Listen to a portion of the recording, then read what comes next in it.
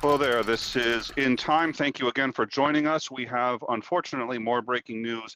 A U.S. airbase is under attack. It is an Iraqi airbase. It appears as if, from my understanding, but this is, when I say breaking, I mean genuinely breaking. Only a few of the major media sources have it right now. It appears that it doesn't appear, a U.S. military base in Iraq is under attack or has been under attack from Iran. Multiple missiles have fallen. As I understand it, at least 10 have fallen.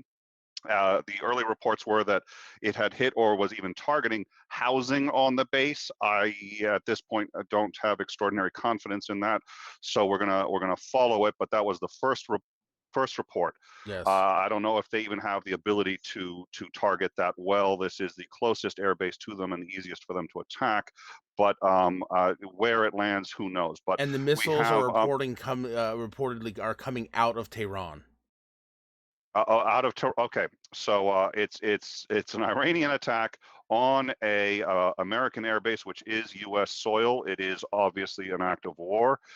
The news, let's see, Iran's Rev Guard has parodied during this U.S. warnings and said, warned the U.S. against retaliation for these attacks. And we have 2001 coming in from Coessa, long week. Yeah, Yeah. tell us about it. And it's only Tuesday. So if you guys don't understand, basically, we killed General Soleimani and then warned Iran, do not attempt, retaliation. So they missiled our troops and said, do not attempt retaliation. This is Patrolling us, actually. yeah.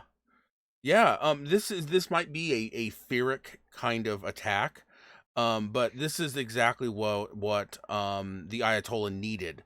Without some kind of, we've been saying it, he had to respond. He had to retaliate. And the only thing that Trump could have done is went with diplomacy. And he kicked the diplomat out of the country, essentially, and said, you can't come to the UN. So Yeah. here we are. Well, I think we'll have to cover. I'm not sure that this per se has anything to do with that. They were clearly we spoke Right. earlier today, and one of the things we had said was because we've now done several breaking news shows. On our last one, we said that they were in fact repositioning their missile systems. And what was not aware was, were they repositioning them, anticipating an attack, which we had Trump had said he was going to do, but we hadn't redeployed for our own attack. So that was, and I think I failed to mention it, but that was doubtful at the time. Or were they doing it for an attack? Right. And the military leadership of the United States, by the way, yesterday came out and told Iran that they were preparing to leave Iraq. Now, this doesn't mean that they were actually going to leave, but it was kind of their way of saying, hey, if Trump gives the green light, we'll be ready, which to me says that this was sort of like a wink wink nudge nudge, um we want to leave, you know what I mean? This is our decision of what this decision we would make. Trump doubled down, said he will not pull troops out of the area. Like as you said, they were repositioning missile systems earlier, and now we have what appears to be an ongoing attack on a base in Iraq. All right, let's see if we can. Dave McGinnis is speaking with us, and I'm hoping he can confirm. Although I'm now I've got several screens. This is why I have 5 monitors, so maybe I should start using them.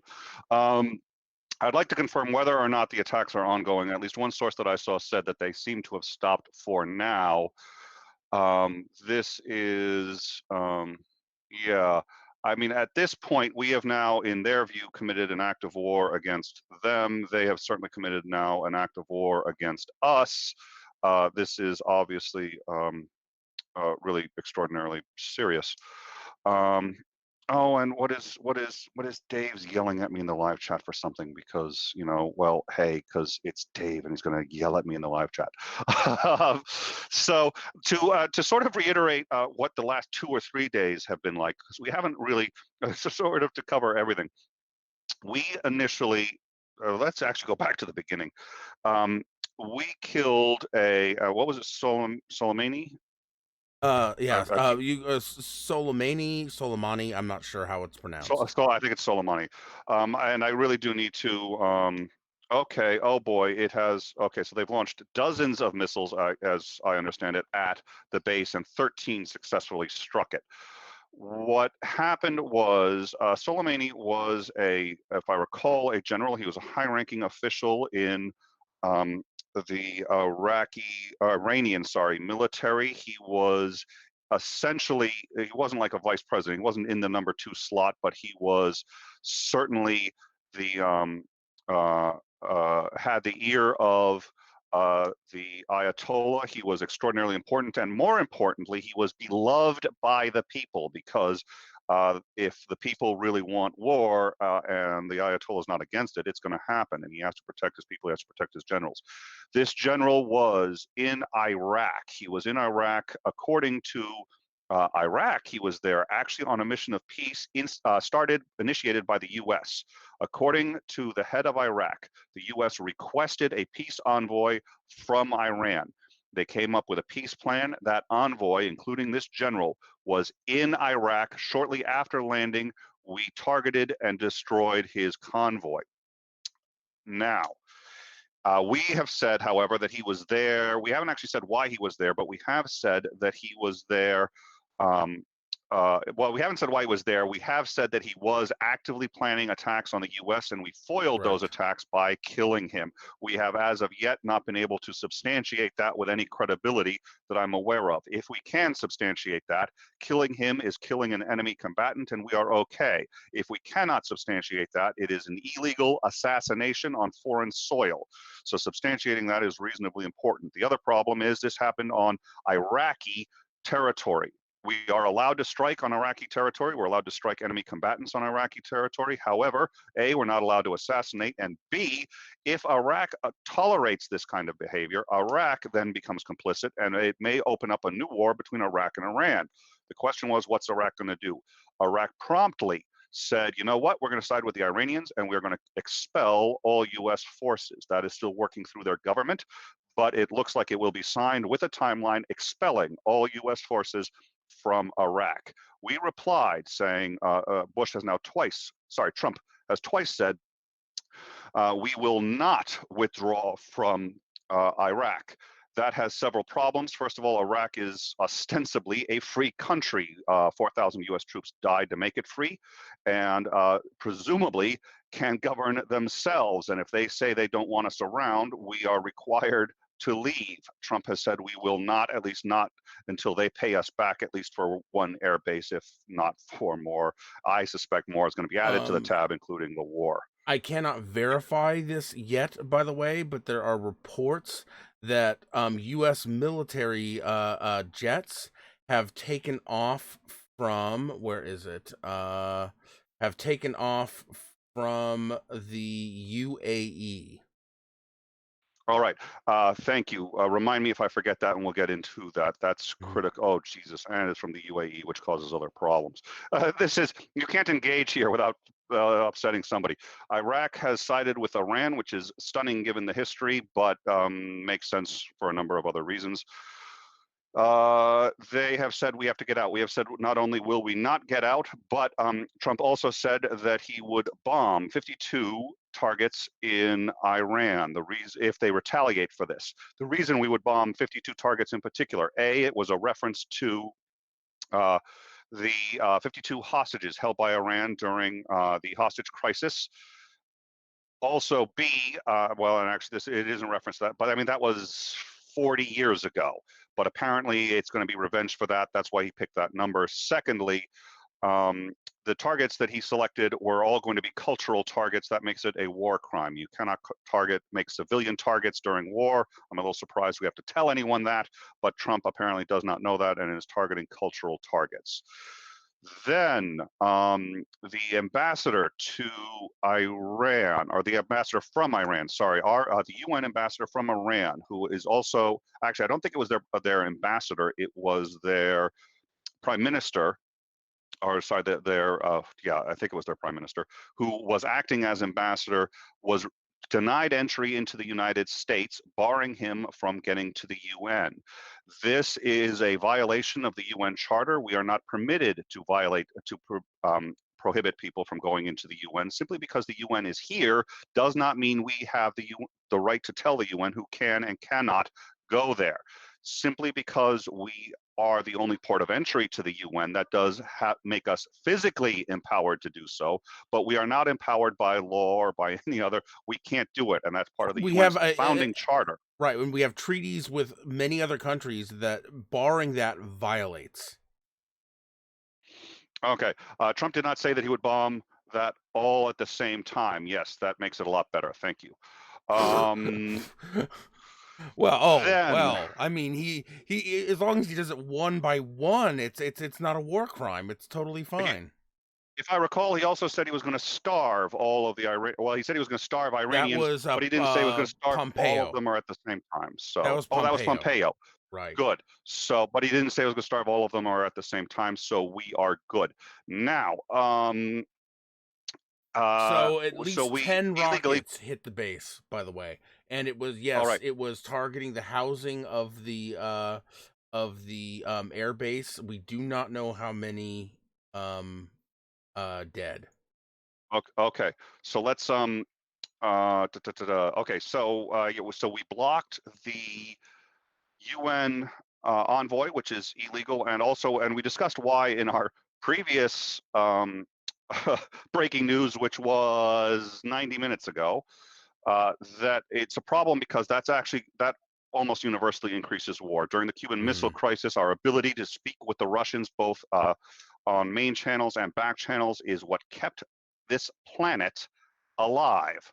I don't think stopping people from communicating helps. And then Ansgar made a spectacular point about feeding their narrative, which I'd like you to reiterate and discuss again once we finish capping the Yes, overall. yes.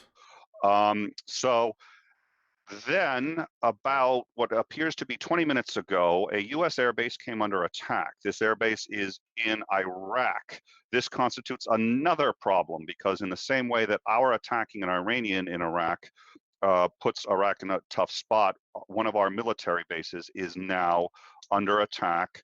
Iran has to violate their airspace with their missiles in order to hit us. They have launched, as this isn't verified yet, but as I'm being told, and as Ansgar I think said, they have launched dozens of rockets.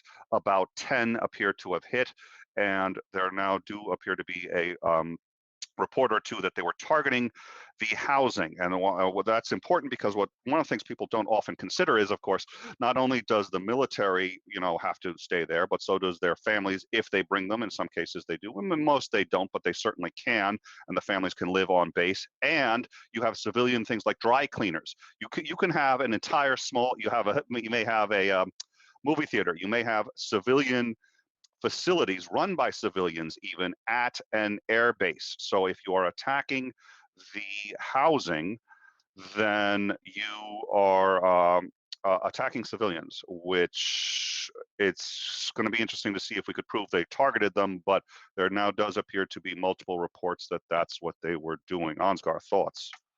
Yes. As we discussed, first of all, there are some reports that there may be other places being hit, but that is unconfirmed right now. Um, Earlier today, the Ayatollah said that he has 13 different scenarios, revenge scenarios, in which would be historic for the United States, whatever that means. Um, as we said, we do have unconfirmed reports of jets, United States jets launching, which would not be surprising for the current situation. Now, one of the problems with having barred the ambassador from the United Nations and having said that the reason we were barring Jesus. him is because he was coming to, say negative things about the United States, it really makes us look as though we are afraid of what he had to say. It makes us look guilty. It plays in, and even worse, it plays into the Iranian victim narrative. It makes them look like the big bully United States is doing whatever the hell they want, and they don't even get to say their piece. It does not look good for us on the world stage. Now we've got a couple of interesting things. So first of all, and no, we're going to assume that I'm holding a red pen the whole evening. I think this is a very nice wooden pen given to me by a dear friend, but we'll say it's red. Um, yeah, so we have a couple of interesting things that going on in the live chat, and then two other things I wanted to cover. First of all, there are a lot of people who are saying, "Yeah, people are." We've heard, people in the live chat have said that people are chanting Trump, Trump, Trump. That's one of the interesting things. War is a great way to get people sort of up and around you, and nice and patriotic. I'm really rather disheartened if that's the case, that kind of thing is happening. But I will say this: Trump also, and I neglected to say this, not Trump, Iran has just scheduled joint military exercises with China and with Russia. If Yes. we attack and invade Iran, which multiple people in our live chat are suggesting, we have a problem, which is they are allies with Russia and China. And while I do know that we are the greatest country ever on the planet, ever to exist, and probably even in the solar system and or galaxy slash universe slash multiverse, it would be a genuine problem, even for a country as star-spangled awesome as ours, to fight China and Russia simultaneously. And I know that the fact that we can't do that is probably the fault of the left, but nonetheless, right now, we can't do that. And the idea of just invading Iraq sorry, Iran, is not necessarily a good idea, especially if at present it looks like Iraq might actually come to their defense. And certainly we can't necessarily use our easiest air bases in the region, except for the UAE. It was the UAE. Oh, dear Lord. Because launching attacks from Middle East bases on other Middle Eastern countries has never been a problem. Yeah. Oy vey. All right. Yeah, that's always a problem. Okay. We have some images here that unfortunately we're trying to get up. We've now seen some images, the first images of the attack. It's night over there. Why don't we go ahead and post links to those images in the live chat? I think that's a great idea. If Dave McGinnis, our producer, has access to that, because he's got access to where those have been coming in, that would be great. That's a pretty powerful image there. We have an image of a burst of light over the air base. So I'm not going to recap absolutely everything that's happened in the last 3 or 4 days, and we have past episodes if you want to do that. I did just do a brief recap, but for those of you just joining us, a U.S. airbase in Iraq is under attack.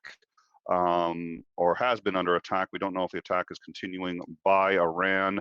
Missiles from Tehran have launched. We reported earlier that these missiles were redeploying. We could not tell if they were redeploying defensively or offensively. It appears now that they were deploying offensively. And the attacks have now come from Tehran. At least 10 missiles have landed in the air base. And ostensibly, we have heard, yes, I see that. Let's discuss that in a sec. Okay. The missiles have landed in the air base and may have been targeting civilians. Now I will need 1 second.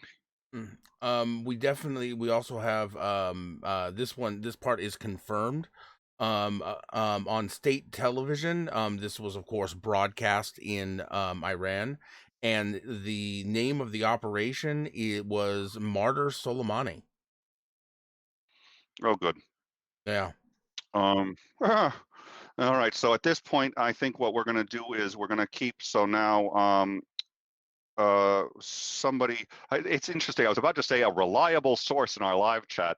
I don't know how to handle the fact that I was about to say that. If it's our live chat, I'm sorry. I do trust, and I know the people in our live chat. This was a raging atheist who we've had on and I've known for quite some time. I like him very much. He is now saying 2 bases over 12 missiles. I'm not going to say he's a reliable source, because in terms of the standard of the reporting, maybe not, but I trust him. And if he says that, I think the chances are pretty good that that's it. We are looking to get that confirmed. But so a raging atheist, our eyes on the ground of our live chat is saying that at this point. Yeah, we've got a lot of unconfirmed stuff that it probably is, at the very least, probable, but we don't. The only thing we can definitely confirm is one base was attacked. That's what we confirm. We don't know what the casualties have been. We do know that Trump has been briefed, and that according to sources inside the White House, he is with his national security team keeping apprised of the situation, whatever that means. I'm sure that's what he's doing. Yeah. Yeah, which does lead to the next question that we haven't had a chance to get to, because things are changing so rapidly. But what do you think is going to happen next? I can't imagine there won't be some kind of retaliation from the Trump White House. Here's the problem. Now Trump is in a position where this is a snowball. Trump is in a position where he has to retaliate, because if he doesn't, he absolutely will lose face with his base. The very base that cheered him on for poking the hornet's nest is going to be upset if he doesn't continue poking when they sting. You know what I mean? So he has to retaliate. What that retaliation looks like, again, we don't know. I doubt he will attack cultural sites as he threatened to. I don't think he can. I don't think his military commanders would allow him to, because they would be complicit in whatever crime he ordered and they carried out. And they're not going to do that. We've also seen that the leadership has expressed sort of a on the sly departure with Trump by saying, hey, listen, we're ready to pull out. We're moving troops, we're mobilizing troops. That shows me the leadership on the ground in Iraq is not in lockstep with Trump. They wanted to use this as an excuse to leave. Um, so I don't see him actually being able to do that. More than likely, he targets the missile sites that attacked us. And Oh, with That's what I think. Um, and from there, all I can see is some kind of escalation of skirmishes. I don't know if they'll ever go into all out war. I mean, it could. It really could. Here's the thing. Trump did the let me interrupt. remarkable. I want to hear the rest of that. It is now confirmed. Uh, at least 13 missiles over several dozen, but at least 13 struck over two separate air bases at a minimum, and it looks like it may even be more. There are multiple sites, but at a minimum now it's confirmed 2 air bases have been hit. Please, I Oh, apologize for interrupting. two bases have been hit. Okay. Two bases. So yeah, he's gonna have to retaliate. I think he goes after the missile sites. I think that we snowball into skirmishes that we never really quite call a war. Because we do just enough to continue doing damage to each other, bloodying each other's noses back and forth without drawing in allies, if that makes sense. However, never underestimate Trump. He did a unique thing. I don't think any other world leader could have snatched war from the jaws of peace. I know. Oh dear Lord. And then okay, so what we've got here is, and then we may have a slight communication issue. Let me take a look at that. We have several super chats. We missed one from Mr. President 99 on our last breaking news episode, which is so long ago, it's hard to remember. Said, stupid question, what good has the U.S. done the world in the last 10 years? Quite a That is bit, a good actually. question. If I I mean, was look in at any other mindset, I'd probably be able to. the Um, global weather tracking satellite system. That's a U.S. thing that's run by the U.S. military, and the GP, the global positioning system. There's a lot of wonderful things that we've done, but this is not one of them. And certainly, we haven't done a whole lot of good in the Middle East in the last 10 years. And then we've got another super trat.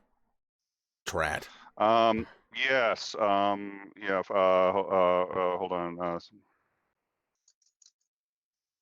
Yes. So, fourth dimensional Jake has super chatted $2. Now let's get Trump debriefed publicly. I think I may have missed. I think there's a joke When we were there. I talking think I about missed him it the being first. briefed in the with his security council and all that. Yeah. Um, and then what I was going to say was I was wondering if I could do a screen share, if I could put that image up because that's a Yeah. good image, and we also have. All right, so let me just think about seeing if I can do a share on that image so people can see it. The other image that we may want to share is we have an image of the air base um, before the attack, and I think that may be worth doing because we're probably going to have um, images of the air base after the attack. Let me, oh, and then if we have yeah, let me try switching to a Someone presentation. asked who would back Iran if we went to war, China or Russia. Yeah, those. I formally would not have said they would have come in to protect Iran. I would have said no, not that's not possible. But they just signed an agreement to run war drills together, all three of those Yep. countries. So yeah, they absolutely will come and protect Iran.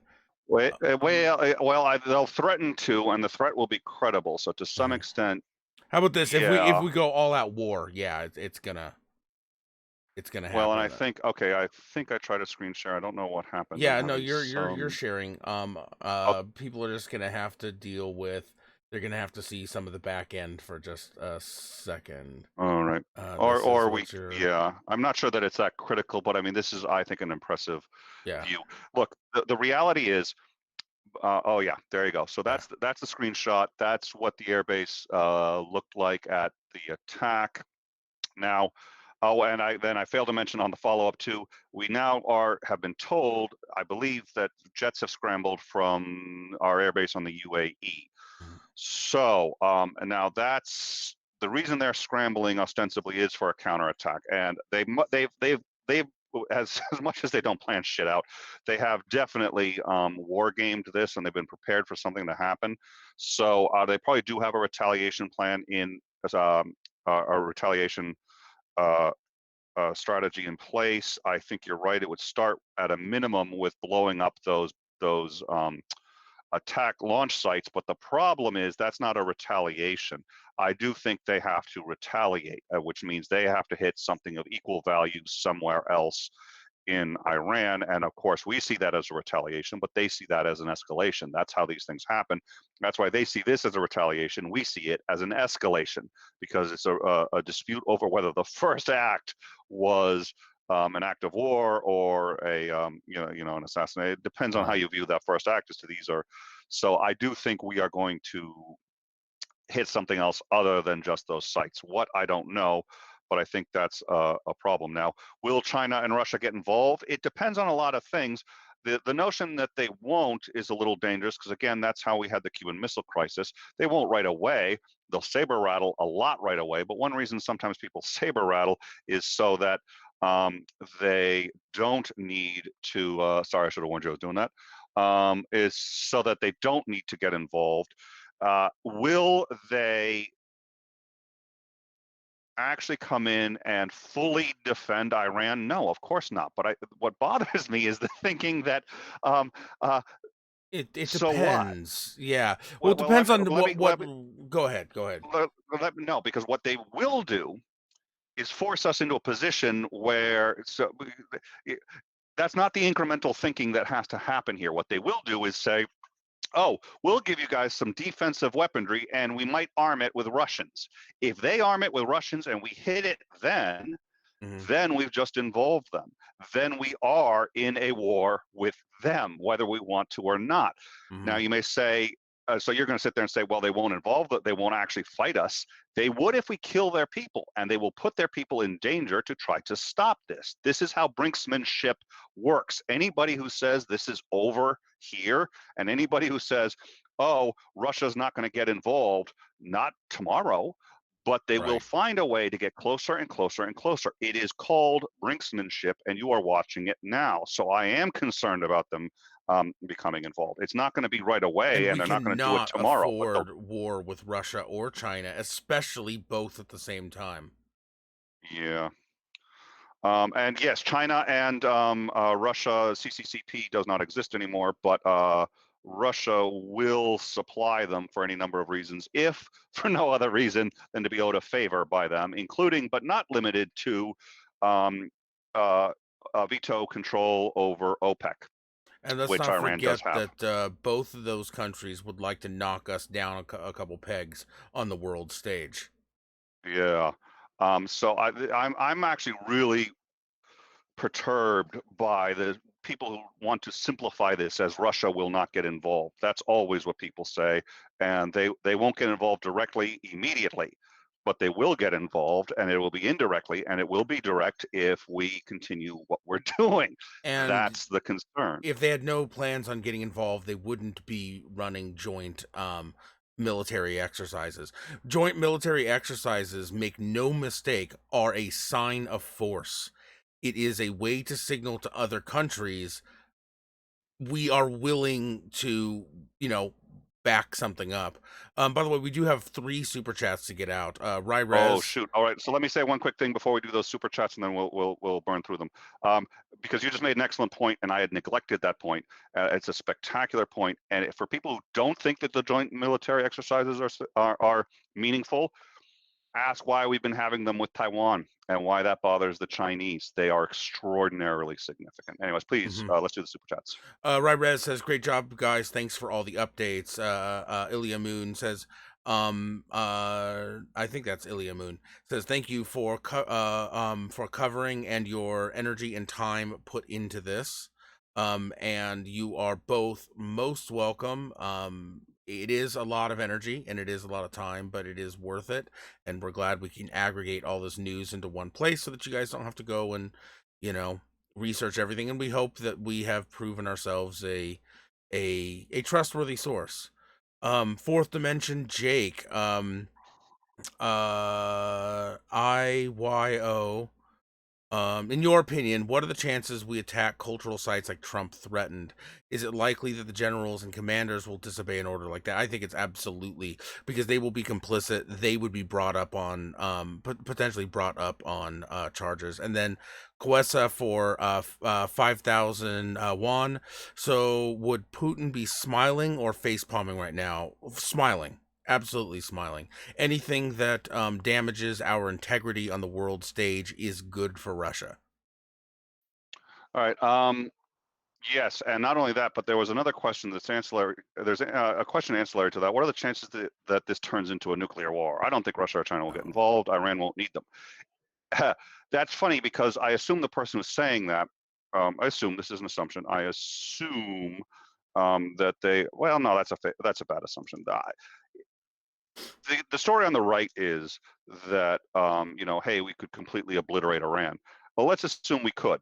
First of all, if we couldn't, then we're getting into a war with somebody we can't completely obliterate. And how many lives is this going to cost? And by the way, the people who are chanting Trump right now, aren't they the same people who are saying we're supposed to be getting out of the Middle East? We just got in a Well, huge way, isn't one of much the bigger. things they criticized by Hillary is that she would start a war with Iran?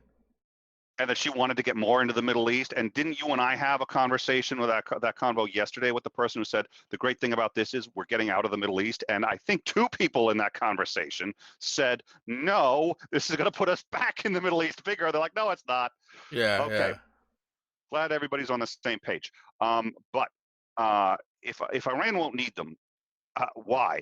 Because presumably we're talking about wiping Iran off the face of the planet. And quite frankly, if you're in a country that's about to get wiped off the face of the planet, you'll make a deal with anybody. So I think Iran would be willing to go with them. And the other thing I brought out about nuclear war and what would be the problem with them getting a hold of a nuclear weapon. Oh, no, I did mention this, I Yeah. think. They're a little less afraid of death than most people I know. Mhm. That scares me when we're talking about nuclear war. And when you give Um, a theocracy the whole okay, as we mentioned in the last one, once somebody has a nuclear weapon, it gives them enormous bargaining power.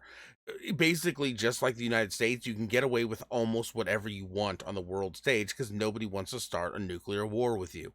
And the last thing we want is another brutal theocratic state having that kind of power on the world stage. Even if they never use the nuke, the power that it gives them in the bargaining on the bargaining stage, that is significant. okay.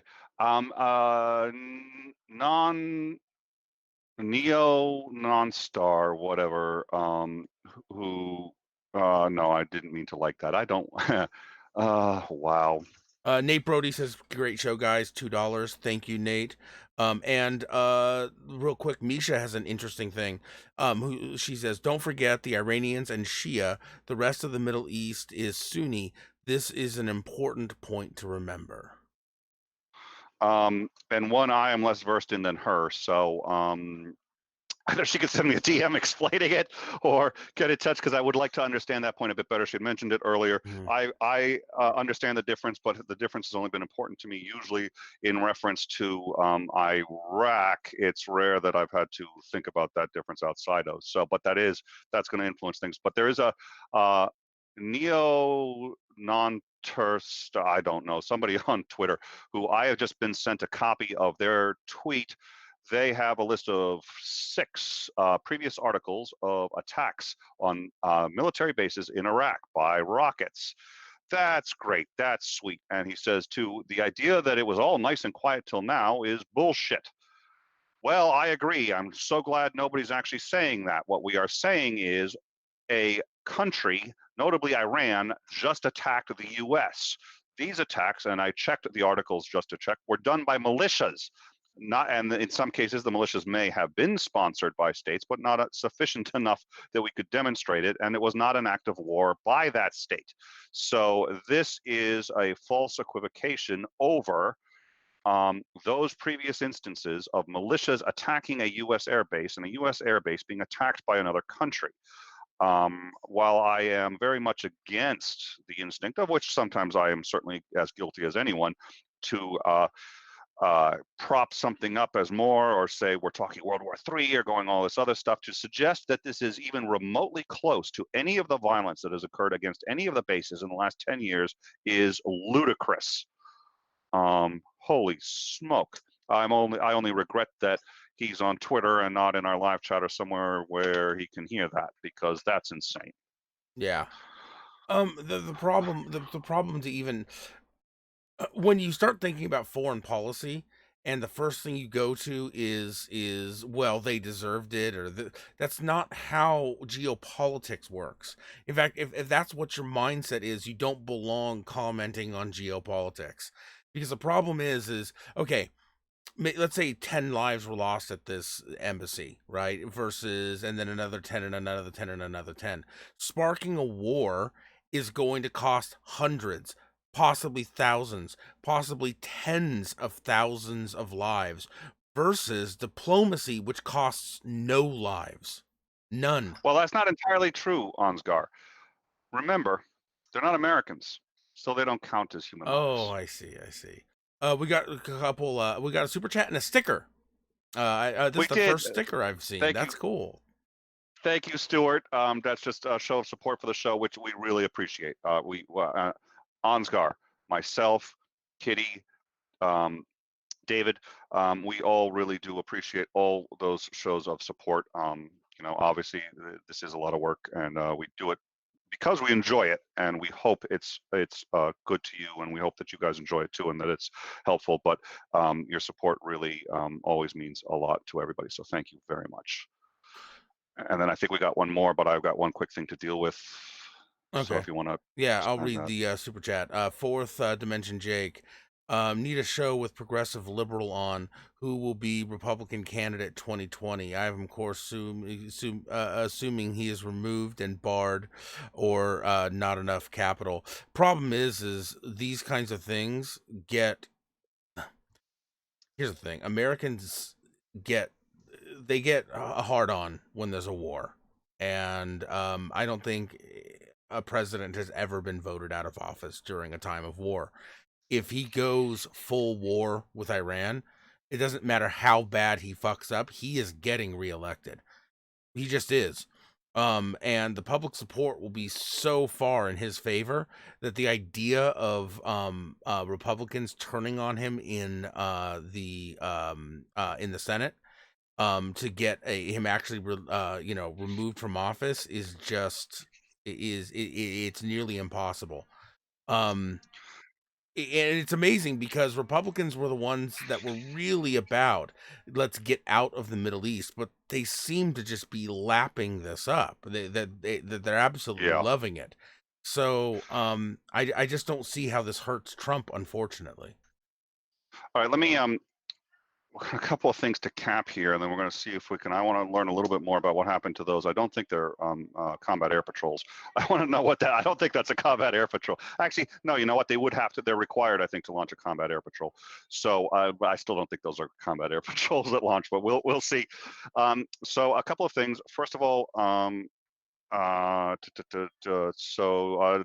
Dr. Griffith has said that from what she can tell of the Iranian reaction to the assassination, they want a real war. I regret to say, I think she's probably right.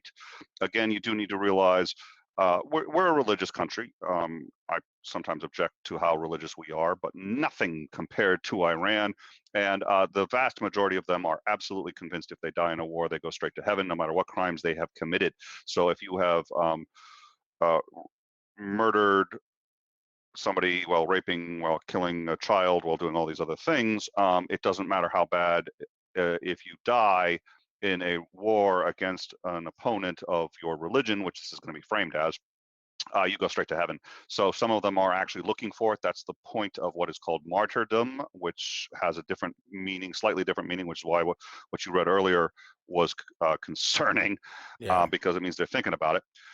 So yeah, they want a real war, and a lot of Americans sit there and say we want one too. I have two objections to that. A lot of people saying that don't often have children in the military and don't quite understand just how eager these guys are to die killing our people. And if we have a war and then it ends up same amount of land in the same places, same amount of. We have a good friend of mine is getting involved in some baby mama drama and stuff like that, and there's been a lot of that. And by the time everything's done, a lot of people switch sides and people betray each other. And these kind of games are a very human thing. This is going to be with human lives. And if in the end it ends up that everybody has the same thing they started with and nobody has been dislodged from their positions, we just agree to stop shooting each other. It seems to me like a tremendous waste. And I'm not sure that this isn't going to end that way. So I'd rather not see that. Need a show with ProLib on. This is from Fourth Dimensional Jake again. Thank you for the super chat. You already read this one. And then Tony Designs. We use nukes as a deterrent. Other countries use them offensively. Yeah, the smaller countries tend to want to use them offensively, especially Middle Eastern countries. That's why we have to try very hard to keep them out of their hands. And then there was one other one. I never trust a white man with a black hat. I don't know any white men with a black hat. I do know a black hat that has a white man under it. And frankly, the hat is in charge, which is why I True. trust him. It's true. The white man is just a fashion accessory for the hat. Exactly. It's a little insane. And thank you very much. We have a number of moderators here, and they are working their tails off. We especially after last time, we were saying we need to up the number of moderators because during breaking news, we have a lot more than we're used to, and it's going to be a lot of breaking news. And we haven't really gotten around to doing quite as many of the up because we've been so busy covering news. But thank you all to the moderators. Thank you, Kitty, very much for keeping things under control, and thank you to Dave, who was helping out there, staying in the production room, keeping an eye on the news. So it's a little bit of a busy day for everybody. Tim Tarask makes a great point. He says war is only enjoyable to those who haven't experienced it. I'm sorry, I did. I'm gonna read something I think reasonably important now. We've Okay. gotten an update from Dr. Griffith on that, and she makes a few excellent points, and she is a very good source. So if you could, I will read this for a minute, but I will be checked out. So, I'm sorry. Okay, was there a point you had made, or was there something that No, you? Tim Tarask said war is only enjoyable to those who have not experienced it. I think, yeah, I think that's a very good. And there are people who like war, and there are soldiers who like war. Not a whole heck of a lot. If there Right. were, it would have a lot more. And most of the ones who like war, the other soldiers don't like those people because they're the ones who get a lot of people killed and usually end up being the ones who make it out alive. It's a lot like drunk drivers that way. The drunk driver is usually fine and kills everyone else. Yes. Remember, Sammy Jenkins asked if we're going to war. He just got here. There's no reports that we have declared war. Iran has certainly attacked 2 air bases. We do have jets in the air. And we have not retaliated against the retaliation. Basically, to sum things up, Iran launched missiles, hit 2 air bases, and in a parody warned us not to retaliate against their retaliation. And that is where we're at right now. We do not know how the United States intends to react, but the likelihood is that Trump will feel the need to retaliate in some meaningful way. Yes, he's going to retaliate. So he's probably going to take out those sites at a minimum, and then he is going to retaliate, which again they will see as an escalation, which is a serious problem because at this point they have to, if we escalate, they have to retaliate to that. So unless somebody had said, "Are we at war?" Yeah, the answer is no, we are not technically. But I think unofficially a state of war does exist. There have been acts of war on both sides now. And we've scrambled jets, and unless something changes, it's very difficult to see how a war, whatever that looks like, and I mean, there can be small, very short, limited wars and very big ones, but it's very hard to see how a war could possibly be avoided at this point because I don't see. Yeah, this is why I laughed earlier. The reason I laughed when you had said that Trump was being briefed, and oh yeah, he's not being briefed. He's telling people how he wants them to destroy Iran, and they're doing their best to. This is we don't have. Listen, I don't have eyes in the room. I don't have a person in the White House telling me that this is the fact here. But I'm telling you, I think he's saying we're going to nuke Iran, and they're saying no, we're not going to do that. But let's figure. Which gets to another point, which is, can if you had said this earlier, yeah, basically the way U.S. law is structured is if we commit war crimes, the generals who allowed it, even if they were following orders, are culpable, and that is done precisely to prevent the "I was just following orders" defense and no plausible deniability. Right. Now, that doesn't mean that they won't do terrible things, but boy, does that slow them down. And actually, Yeah. legally, once you join the U.S. military, you are barred from doing those kinds of things, even if ordered by the commander in chief. There's a kind of an understood loyalty in my experience with the military, slightly above and beyond that, but it ain't impenetrable.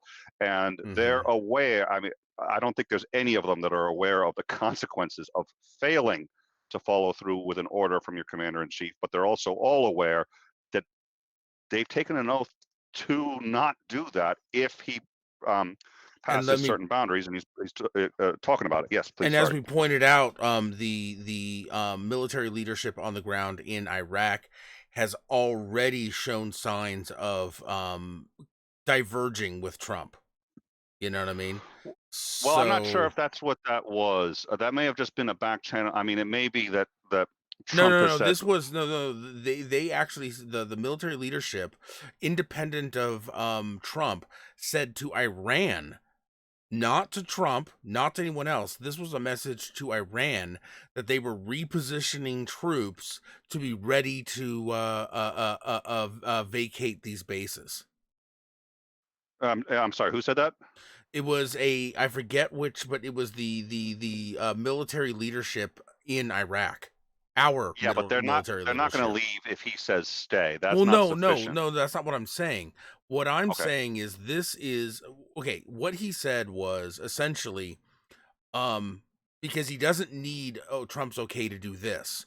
We have everything ready to leave just in case Trump, and this came after Trump said, "We are not leaving." The leadership in Iraq said to Iran, just in case, we have everything ready and we can go at a moment's notice. Most people agree that this was the only way that the leadership there could, without committing, a career suicide, basically say, "We want to leave to the world." You know what I mean? This was them expressing their opinion that they can't because where they are on the chain of command. And the other thing that nobody's mentioned, and we haven't really discussed, but I think there are a number. I keep thinking we're seeing fractures in the Republican Party, and we have seen some, but not significant ones, not as significant as we had interpreted them to be. Um, if that pattern continues, they are going to double down on him doing this, but the Democrats are going to double down against this, and things are already a little contentious, given that the Dems just impeached the head of the Republican Party. So I think this isn't going to help matters. Now, I'm Oh. curious to know how many would be against this, sort of in the uh, behind the scenes, but I think we're going to be likely to see some kind of condemnation or something from the House if this Hmm. escalates any further, and I have a sneaking suspicion it will. Well, and the real issue, yeah, we've seen these cracks in the, Republican leadership. The problem is, though, is if this energizes the base like it appears that it has, they will not have the power, especially anyone up for reelection, will not have the power to flip on Trump. And by the way, Kwesa, another 2001, thank you very much, says, forgot this one, hashtag free pro lib, and then in parentheses, not porn lip. um, yeah. Well, and so ProLib, I wonder if ProLib is there. Yes, he's in the If chat. I have seen him in the he's in the chat. chat. All right. ProLib, I lied to you earlier today, and I'm not in the slightest bit remorseful. I asked you to come on for breaking news. Um, It wasn't for that. We were asking you to come on because I think, and no, I know I speak for everyone on In Time because I polled everyone on In Time and we had this discussion. We were very proud of you, and we were very proud of platforming you and for having you on this show. And for those who don't know, ProLib saw some abusive behavior on Twitter. He saw someone who was making threatening remarks, abusive remarks, who was expressing racist remarks, and ProLib decided to complain to Twitter about those remarks. Unfortunately, the account that he reported was the President of the United States, and it appears that Twitter replied by banning his account or suspending his account. And I just wanted to say that you have our support, and we wanted to say this in person and get you on the show so we could all say that. But unfortunately, we weren't able to reach you in time, and things have been difficult. But we are all very proud of you and proud of you for taking a stand and saying what you needed to say. So, thank you. Yeah. And next time I say there's breaking news and you need to come on our air right now, you better wake up or drop your work or whatever. Jesus. Either that or I don't even know. I think that's his number. I sent him a DM because I can't reach him on Twitter anymore. Yeah. Someone said Trump is not impeached. Okay, so that is a load of BS, and that load of BS comes from a Harvard professor, a Harvard law professor, who wrote a editorial in the New York Times. And in that editorial, he said Trump was not impeached because part of the impeachment process is, in fact, to send the articles of impeachment from the House to the Senate. Since that process has not been completed, this professor said that he was not impeached. That professor and that editorial was laughed out of just about every single and multiple reviews, including a actual article, not an editorial, but an actual article by another professor at Harvard that said that that was utterly ludicrous, and that because the Constitution says that the impeachment, the power to impeach rests solely, and I forget which article of the Constitution, but I can find it for you. This professor was very helpful with that, said that the Constitution explicitly gives sole power of impeachment to the House. And by saying sole, that word means that they don't actually have to have the articles to the Senate. And that's important for a number of reasons. But let's assume, for example, that the impeachment was not completed until the Senate received those articles. The Senate could, if they wanted to, refuse to come back, or if they either failed to have a quorum, if enough senators just stayed out of the state and the Senate did not regavel back in, then he's not impeached now, is he? And you have inadvertently handed that power to the Senate. Now, if you think that, well, gee, they couldn't have thought of that, those kind of techniques happen. That thing happens all the time. And that's one of the things we actually covered when we did our spectacular, I have to say, coverage of impeachment. And when Landon Noah was talking about the various kinds of tricks that governments use against each other to do shit like that and that have gone back for 2,000 years. When they say sole power rests in the House, that means sole power. And what that means is that when they say he's impeached, and every single law professor, reviewer, everybody since then has said he is impeached, and impeached for life. It cannot be undone. He will go down in history as the third president of this country to be impeached. And there isn't even a member of the Senate or the House that I'm aware of that says otherwise, since they rank higher than you. Yes. Prophet 111 seems to think that impeached means removed from office. It does not.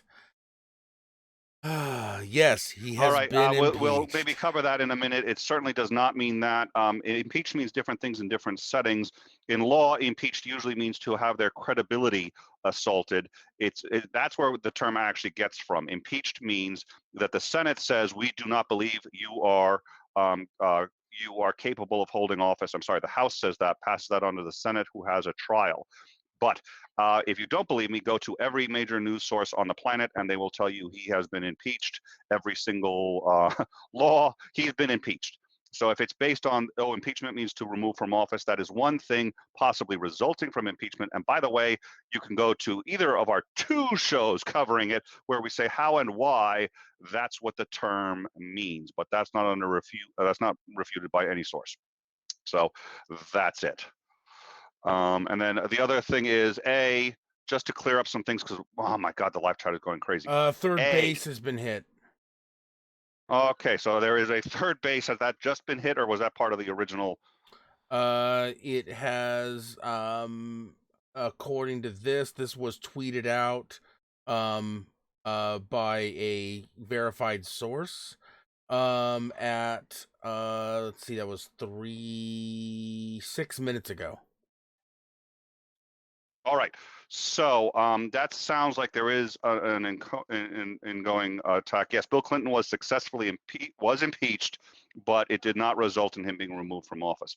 And just to clarify on the live chat, this may not be the time, but to clarify what I've been seeing in the live chat, A, yes, my suits do cost $400. B, and no, B, what I just said in the previous statement isn't true, but I have to claim that for legal reasons. C, I also don't kick hornets, and I do not kick puppies. I don't know where all this stuff is coming from, although I know the hornet kicking thing seems to have originated somewhere very closely to my left. Probably about kick hornets. 4 inches. Yes. 4 inches to my left is where the hornet rumor came from. The others came from other places, but that one, yeah. NBC, yeah. Don't tell me what NBC is doing. There's a much better channel than NBC. They're on YouTube. YouTube is where all news comes from nowadays. All right. So we have a third base, and then why don't you, Ansgar, can you tell us a bit more about impeachment? We'll talk about that for a few minutes while we figure out what else is going on and whether these other 52 sites are going to be attacked. Yeah. So, impeachment. Impeachment, as you mentioned, is sort of an indictment of somebody's credibility. When somebody is impeached in the legal sense, essentially somebody has called their fitness into question. Another good word for it is impugned, almost like I've impugned your honor. Um, a president can be impeached multiple times. It hasn't ever happened, but as far as I know, but a president can be impeached 30 times and never leave office, because the process is essentially the House drafts the articles of impeachment after a vote, of course. That goes to the Senate. The Senate then holds a what is essentially a hearing on the articles of impeachment, and then they vote. And several things can result of an impeachment. Removal from office is but one of those results. um the idea that impeachment equals removal from office is a very common misunderstanding, but a misunderstanding nonetheless. um let's see. Fourth dimension Jake says Rome is burning, just saying Trump should target nothing in Iran. Trump should just move to stop aggression and move for peace talks, as well as resign. Yeah, I think this is going to galvanize a lot of people. When this sort of thing happens, there are going to be people who think he's the greatest thing in the world, and people who think he's the worst piece of crap that ever existed. And it certainly isn't going to leave a lot of moderate viewpoints. Um, so we're not getting much back yet on the third base that was attacked, but it appears as though they may have actually had a warning on the on this base. At this base. We also don't yet have any word on its on how many casualties across these three bases. Let's see. There's also a wave of launches from Iran. Targets yet unknown. So there may be other targets. So this does seem to be some kind of a ongoing military campaign. We don't know how far it's going to go. The base that was attacked is the base at Taj. or Taji, Taji. So we don't really know how many missiles hit this base, but once again, a third base was attacked. Let's see. The United States, if the United States lasts for 1,000 years, men will say this was their worst president. Winston Churchill. It's very possible. Josh Gill, Trump will be reelected, MAGA, and that's what he's doing. Actually, very likely. No, that is not a how should I put it? That is not evidence of him doing a good job. However, we do know that the likelihood is anytime a president goes to war, they get reelected. Clint Maley, there are Iranian people cheering on Trump. LOL. I would like a citation for that. Otherwise, it's just you randomly saying that. Yeah, exactly. Bullshit. Citation needed. Let's see. US can't win this war. Remember Vietnam, and those guys were peasants. There were some significant differences between this and Vietnam. It would really depend on how the geopolitics play out. But one of the things that the advantages that the Vietnamese army had is they were able to move. Sorry, the Viet Cong had is there were borders we were not able to cross and attack across, and they would use those to move troops all around and basically lightning fast retreat back into behind these borders. Let's see. Trump will be reelected. Yes, we already covered that. That's fantastic. We really need to just nuke Iran. Yes. You see, there's this system called MAD, Mutually Assured Destruction, where if other nuclear superpowers detect a launch from the United States, they launch. So it's not exactly the best idea unless you enjoy getting nuked. And I don't like getting nuked. Our producer, Dave McGinnis, Make America Think Harder. Or better or at all. That sounds fantastic. Um, let's see. Progressive liberal. Love you guys. I have to get my stream done. Great coverage tonight. Thank you, Progressive Liberal.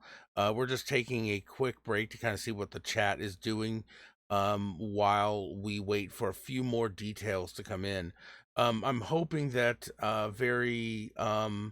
okay, 5 rockets. We're getting some information here. Thank you, Ilya Moon. We would not be able to. I mean, you guys have been really great delivering some of this information. So, breaking news: it appears as though Camp Cook is what it's often called in Iraq has been hit by about 5 rockets, according to a U.S. military source. Now, a lot of people seem to be thinking this won't end well for Iran. That's because they don't have the same military power that we do. That we can just steamroll over them. But the problem is as we mentioned before, they've been running military drills, or they have an agreement to run military drills with both um, Russia and China. That puts us in a significantly difficult position with Iran. We can't just roll right over them. I also wonder why so many of Trump's supporters who elected him on the promise of ending wars in the Middle East are so happy about igniting a war in the Middle East. Apparently Pompeo just arrived at the White House. I think I saw something about that. Let's see. 7 nations in 7 year strategy. I'm not familiar with that. Let's see. That was missiles, not rockets, dude. Okay. US needs to exit from other countries. Well, what's really interesting is this actually I would say that Trump had before this had a golden opportunity to give everybody the appearance of a win. Had he, when Iraq requested, I use the word requested lightly because it wasn't a request, it was a demand, demanded that we remove our troops. Trump could have said, "Oh, okay, fine. They don't want our help. Screw them. We're pulling out." And that would have been that would have appeared as a win for Trump. It kind of would have been a win for Trump. But at the same time, the Ayatollah could have, on state TV and among his people, he could have saved face and he could have touted that as a win for Iran. Look, we drove the United States out of the region. Um, th- it gives everybody in the region a win. That would have been a really interesting strategy and would have preserved the peace. By not sticking to what he promised in his campaign, to be quite frank, um, has put the Ayatollah in a position where he absolutely was required to retaliate, and retaliate he did. Um, and let's see. Um, okay, so that's that. And right now, we know that 3 bases have been hit. Um, there may be other missiles in the air. We're not exactly sure. Um, let's see. There was even a 4chan conspiracy that the West has decided. What? Um, okay, whatever. Let's see. According to CNN, the Dow futures have tumbled. I wouldn't be surprised, although I would almost guarantee you every defense contractor's stocks have just skyrocketed. Gas prices will surely soar. Actually, right after the initial attack, and we're talking about the very first when we killed General Soleimani, the gas prices, well, I should say the oil prices, spiked rather sharply. So it would be not surprising at all if we saw spikes in gas prices. In fact, it's almost guaranteed. um let's see. Israel will say whatever they need to, but they will back their muscle. Yeah, no. Um let's see. Stocks in Westinghouse weapons manufacturing division will skyrocket. Yeah, in general, in fact, again, right after the initial when we right after we killed Soleimani, we had a sharp spike in all defense contractors stocks. So I mean, let's face it, a war is profitable if you're on the right side of it. um let's see. Apparently there have also been some mysterious drone sightings. um and so authorities are in the Midwest, and that has sparked some alarm. So of course people are worried about attacks on domestic soil, so they're looking for that. Let's see. Now it is on American soil. And okay, what evidence do you have of that? I don't. I even think Trump is saying that Americans just died because of your boy. I mean, I'm not going to go. I don't know what the. I'm assuming there are casualties, but I don't know what the casualties are. Um, Let's see. Iran has started its second round of attacks against U.S. bases in Iraq. Quissa, could you tag me on Twitter with that source? I would be very interested to see that. So yes, this does appear to be an ongoing attack. If that is the case, um, then this may very well be a lead to full scale war. Full scale war will well, I mean, could involve Russia, could involve China, as Nick pointed out. He'll be back in just a little bit. And yeah, let's see, Ilya Moon. Okay, we have that. Yeah, Kuwaisa, if you could tag me or DM me on Twitter with that source of second round of attacks, that would be fantastic. Quissa, post the link on Discord. I'll put it here. Let's see what else is going on. Pentagon states that the Iranian missile attack resulted in casualties among Iraqis only. How very convenient. Yeah. Um, I'm curious if that's the case, but we will see.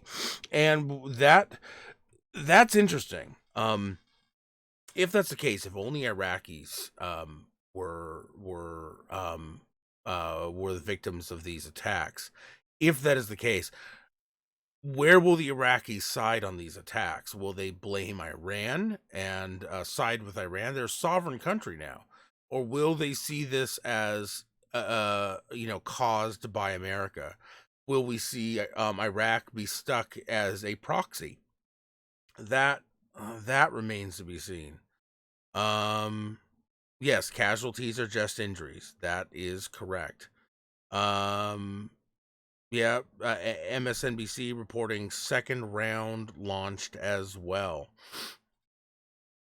Um, did anyone see the video of Trump saying that yes, the military industrial complex exists and it's interested in perpetual war? This was about 4 months ago, maybe. Yeah, very convenient. Let's see. So, Ruther's feed, no detailed info yet. Iran has started its second round of attacks against the U.S. bases in Iraq. Tasnim. Tasnim is Iranian civil defense media. No confirmation yet. So we have unconfirmed reports that there's a second round of attacks incoming. That means that so we can't confirm. This is still just rumor at this point, we'll say, or unconfirmed reports, but it does appear that there may be a second round of attacks incoming on targets in Iraq from Iran. What's interesting is I read a report rather recently, which detailed all the ways in which Iran could actually hurt the U.S. Should they attack, and this actually lines up with one of the strategies. So I'm inclined to believe that they were likely rather informed on this. I'll have to find the report. Someone says Iraqis will for sure will blame Iran. It's not an American base, it's Iraqi, but the American forces inside. It's an attack to the Iraqi base. That's far too simplistic. They asked us to leave, we didn't. If it's clear that they're targeting American interests, the Iraqis may end up blaming us. It's hard to say. It could be. I think it's likely that they'll blame Iran and side against them, considering the sort of long time enemies that they've been. But it's hard to say for sure. It's hard to declare this is what will happen. Let's see. The attacks will not stop until either Iran is no more or the U.S. is no longer in the territory. That may very well be true. I don't. I wouldn't speculate. I'm sure they'll continue until the Ayatollah, at the very least, can claim some sort of victory. But yes, for those just joining us, it does seem as though there is a second round of attacks incoming on targets in Iraq. These are unconfirmed reports, but it does come through some fairly reliable channels. And it also appears now that Trump will be making a statement soon. So what I think we will do is may have our producer or somebody go and watch that so that they can inform us as to what he has to say. I'm sure he's going to call us cowardly and a number of other things, but I'm curious as to what he says the response is going to be. He does often have a tendency, Dr. Griffith had said that he likes to, really sort of act like he's got a big stick, but really his stick is very, very small. I agree on the size of his stick. And Could we I do believe. not talk about the size of his stick for any longer at all? Okay, sorry, my bad. But Okay. I do believe I am, and Dr. Griffith can correct me, but I do believe that I am using that, in fact, exactly the way she meant it. But I would like to hear what he has to say. And even though he tends to be full of bluster and doesn't always act quite on it. I had said this on our previous thing too, which is I think a lot of this is about negotiation for him. And he sits there and he's a negotiating tactics, and the bluster is part of the negotiation. He's always negotiating, and even this is going to be part of a negotiation. But I think the problem is he's failed at the negotiations thus far, and bluster here is going to not only make things worse, but also he's not going to have time to reflect, and nobody has time to stop him or put him down. So if he says we're going to do a massive retaliation or attack, it's far more likely that it's going to happen under this set of circumstances because he there's no time to. This is happening in real time. This is the so-called 4 a.m. phone call. He is now on duty and working, and he is not good under these set of circumstances. So he legally can't declare war. That is true. That's actually reasonably new. It used to be that. Well, no, actually, I think the ability. No, yes, I think he did always. The president of the United States, I think, did have the ability to declare war until recently. That was a change in a drawing back of the president's war powers and powers as commander in chief. They were sort of being pulled back. However, it turns out, like we've been talking a lot about these sort of caveats and these little ways around it. I mean, he actually can use the military, if I recall, 30 days without before he needs a review from Congress. And there are ways to get around that if he really wants to. And then, of course, that gets legislated and that goes through the courts and yada, yada, yada. But until such time, as I recall, he's got 30 days unimpeded war powers. And while I can't declare the war, that's okay. He can still kill people and even nuke a city without having declared war. And that is, I think, the current understanding of the interpretation of that. So, Prophet asks, will yeah. Trump be the first president to be impeached and reelected? If that happens, that already happened with Clinton. Was that during Clinton's first term or second? It may have been his first term. I thought it was his second term, but yeah, we could figure that out. He may be. The other question is, and we discussed this earlier, what happens if he's removed and then could he be reelected? So if he's removed, Pence takes over, but he gets reelected, could he come back? And technically the answer is yes, I think under most circumstances. Interesting. Um, Misha Griffith asked an interesting question. See, where was it? Not asked. She made an interesting point. She thinks that Trump will blame Pompeo for this. Who recommended the assassination? Remember Benghazi, Child's Play. So she thinks that he's gonna throw Pompeo under the bus. That makes a lot of sense to me, actually. I like that. He does tend to throw people under the bus, and Pompeo left himself open to it. On the flip side, I think the fact that he's already come out and said that this assassination was necessary. He saved many, many lives. He saved the most lives, and I think I don't think it's as hard to walk that back as you would think, because it strikes me that he says a lot of things, changes his mind later and says the exact opposite, and nobody seems to realize. I think one reason is because it's been my observation that Fox News does sometimes, and I think those are besties of his, and I think they do sometimes fail to report inconsistencies between yesterday's stories and today's.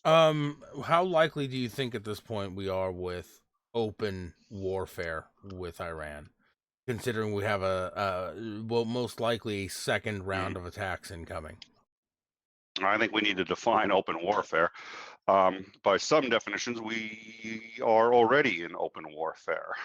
These are acts of war. I think they consider us at war, whether they've declared it or not, whether we've declared it or not. So if nobody's declared it, but at least one side considers it, and there are obvious acts of war occurring, I think there's good argument to be made. We are now at war.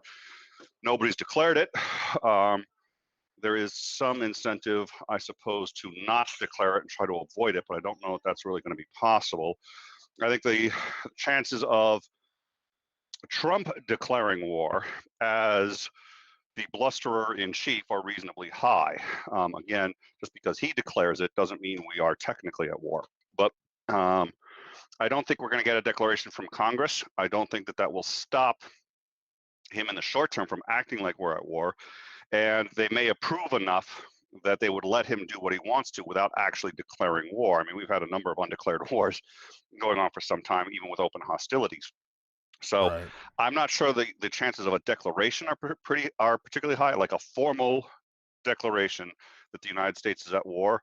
But I think in terms of being at war with them, I think we kind of already are. And I think Well, I if mean, things they escalate at said don't all, retaliate, so no, yeah. I'm kidding. Um, okay, so so you don't think it's likely for all out war. Now here's a question that I asked sort of the Well, chat, but I mean, and I think we may. I mean, I think the chances for U.S. troops on the ground right. engaging in combat is, I would guess, it's just a way, just sort of layman's guess, between 30 and 50%, Mhm. which is staggeringly high. But even then, I don't think we'd have a declaration.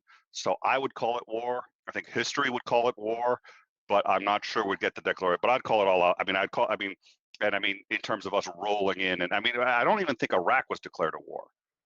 Um, It was a police I don't, action, wasn't it?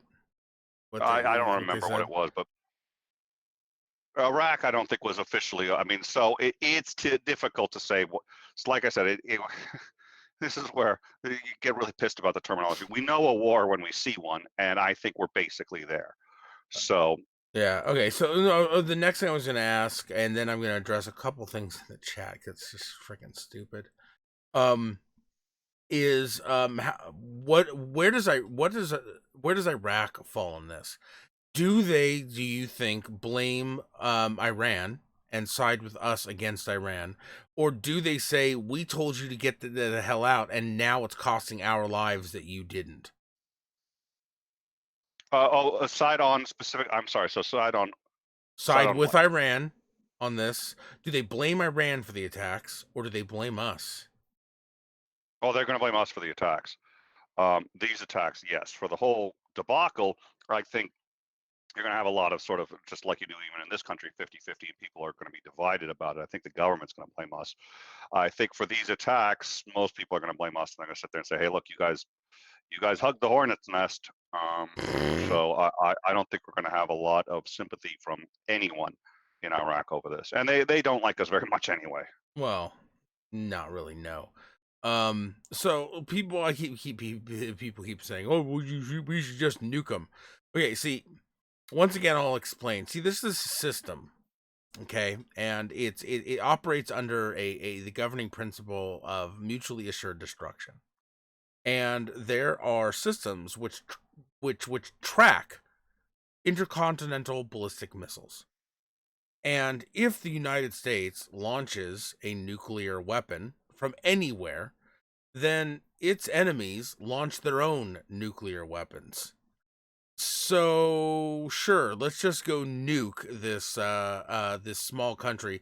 And by the way, uh, killing citizens, not just military targets, so that our own citizens can get nuked. That sounds like a fantastic plan. Anybody who thinks that simplistically is either as rocks for brains or as a Trump voter. Sorry, I don't normally Well, get this partisan, but these listen. If you voted for Trump for specific reasons, I have no beef with you. But if you're somebody who thinks, I don't care what the president is, Trump, Obama, whatever, if you're the kind of person who thinks that your president can do no wrong and continues to defend them no matter what they do, just no, I have a problem with you. and by the way, and that's an issue. That's an interesting issue. So there's two issues. I do want to get onto the nuclear one because that's really important. But to take them in sort of reverse order, I would also like to point out, um, I didn't just vote for Obama. I worked on the campaign. I was the district coordinator for the second congressional district in Connecticut, and so I love the guy, and I feel a very deep personal connection to that presidency. I think he helped start ISIL. All right. I think he helped start ISIL when he made a bluff that was called, and he should never have done it. And I remember when he did it, and I said, "Oh my God, catastrophic fuck up." And I'm really curious as to how there are people who, in my view, tend to be more usually on the conservative side. Now, this may be confirmation bias, but from what I've seen, we end up with some conservatives who say you have to agree with the president all the time unless it's not the one they elected. But they stand by him, and he can only make small mistakes or tiny things, and they won't actually call him out on shit. And they won't try to view this stuff with any form of objectivity. When Republicans say, "Well, we blame Obama for ISIL," guess what? You're right. It doesn't matter that I worked on the campaign and started when he was polling at 0.5% nationwide. Um, I can admit when he fucks shit up, and it's interesting that there is a narrative that, well, we love America, but we don't. We think it's so fragile. America is so fragile. We can't say that our president did something wrong, and we can't say that Trump did something wrong. And really, and I think this is the reality. What they love most about Trump is that he pisses off liberals. That's all. Some of them really like him, but I think the vast majority like the fact that he pisses off liberals so much, and like we just want to piss off liberals so they feel what we felt like during the Obama administration, which is A, petty, B, stupid, and C, just completely unhinged retelling of reality. Yeah. But as it comes to the nukes, let me suggest this. Um, any nuclear deployment anywhere in the world for any reason is a universal bad. And I appreciate that. We try to have as open a dialogue on our channel and our chat as possible, but um, you know, we've been getting down a little bit on people who suggest using nuclear weapons, and you're doing one of two things when you're suggesting it. Either you're making a joke. I don't think that's a particularly funny joke, and I don't think that the people of Japan think that's a particularly funny joke. And of the 100,000 people that were incinerated in the second blast, and 80,000 people that were incinerated in the first, and the many that suffered severe radiation poisoning, many of whom had young children, and all of whom were somebody else's child, um, it's not funny. And so please don't joke about it. And then to those who mean it seriously, that's rather disturbing because, again, these are people's families. And I did make one joke earlier, but what I find sad about it is it's not a funny joke, which is that I had said that, well, gee, if they're not American lives, they're not really human, are they? And I really wish more people got offended when I said that, but way too many people actually think that that's serious. And I don't think that a drop of Iraqi blood is less important than a drop of my blood. I am an American, and I value my country over most other countries. I really do. But I'm an American second. I'm a human being first. We have And I have children, a so do quick they. update. Yeah. State media is reporting that Iranian fighter jets have entered Iraqi airspace. Oh, Jesus. I, Iranian fighter jets. have All entered right. Iraqi I'm going to airspace. say what that means, and I'm going to say why. And I think some of you have an idea of why that's extremely serious, but I think that's even more serious than most people think. There's only one reason for them to enter the airspace, and that is to engage in an attack. They don't have privileges to fly over that country, at least not ostensibly. So they've either gained those privileges or feel that they will be gained retroactively. So if they're going into that airspace, they think they're justified, and they think that either Iraq will let them or they already have permission. Now, we launched our own jets out of the UAE. Now, one of the first things that happens when we do this is we launch what's called a CAP, a Combat Air Patrol. The job of the CAP is to fly over sensitive targets and shoot down anything that goes anywhere near them. Period. End of discussion. Combat Air Patrol. Now, we have launched fighters, and I think you may remember when I mentioned, I said we were probably launching them as a CAP, but I wasn't. I was also a little concerned that we were going to use them to offensively, but we have to launch a CAP when something like this happens, which means there's probably a combat air patrol over the bases that have been attacked, and maybe a combat air patrol is going under the other air bases. If these things get within 100 miles of that, it's not 100 miles. I forget what the actual engagement distance is, but it's reasonably short, and they are going to know friend or foe right away. So the fact that we now have Iranian jets entering Iraqi airspace, which is probably covered by CAP right now, seems to me a reasonably high likelihood that there is going to be a aerial dogfight between um, Iraqi, Iranian, uh, And U.S. fighters. yes, Yeah. Iranian and U.S. fighters. So um, I am curious to know. I believe they probably get their equipment from. Well, I know they get their equipment from the Soviets, so it's probably MiGs. So the question is, what kind of MiGs versus what did we launch in a CAP? But our CAP is going to be air to air, and we usually are very superior. So I'm not overly worried about our Um. guys in the air, but that's Yeah. bad. Two little things, real quick. Echo. Os. Says dumb question. Would they ever take it to levels of chemical warfare? And then Prophet 111 left a super chat. Donated $5, says just subbed. I'm curious, are you guys left, centrist, right leaning? Did you or do both of you support Trump? um I would say that I am center left libertarian. I think Nick is significantly to the left of me. I would say that's probably an accurate.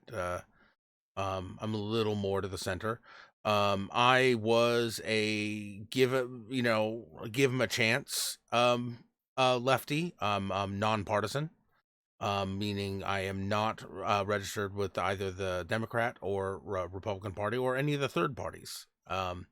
And I do not support Trump. I think that other than the idea of the Space Force, I think that he has, for the most part, failed as a president. But at least any of the things that I find important. And Nick can answer what he feels about Trump. Yeah, I usually consider myself sort of moderate left, which is now moving to the center.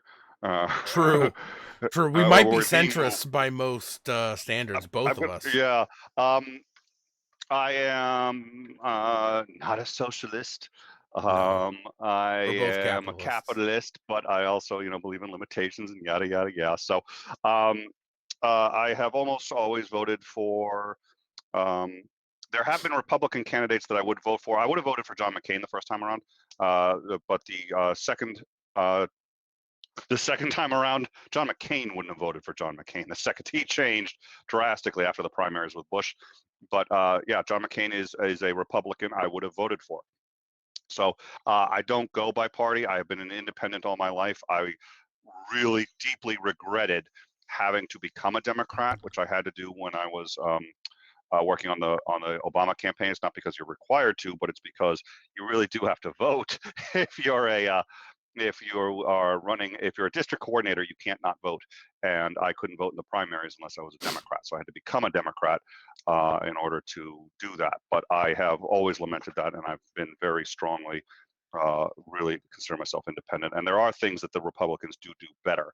I think in general the Dems tend to do most things better, but there are some things that, yeah, the Dems are pretty loony on, and the I'll agree with Republicans you have that. Yeah. right. But I recognized Trump, in my view, as completely unhinged early on. He says a lot of very dangerous rhetoric, and people are easily dismiss that when he said we should go around killing the families of terrorists. I had actually already precluded him from ever. I would never vote for him even before he said that. But when he's talking about we should go kill families. And people say, well, that was a joke. That was not a joke. That wasn't even close to a joke. He meant it and people loved him for it. What people didn't consider is what he's talking about is killing children. He's talking about killing homemakers. These are the families. The terrorist goes out in some of these countries, the wife doesn't even know what he's doing or isn't allowed to have an opinion on what he's doing and is trying to raise kids. Those are the families.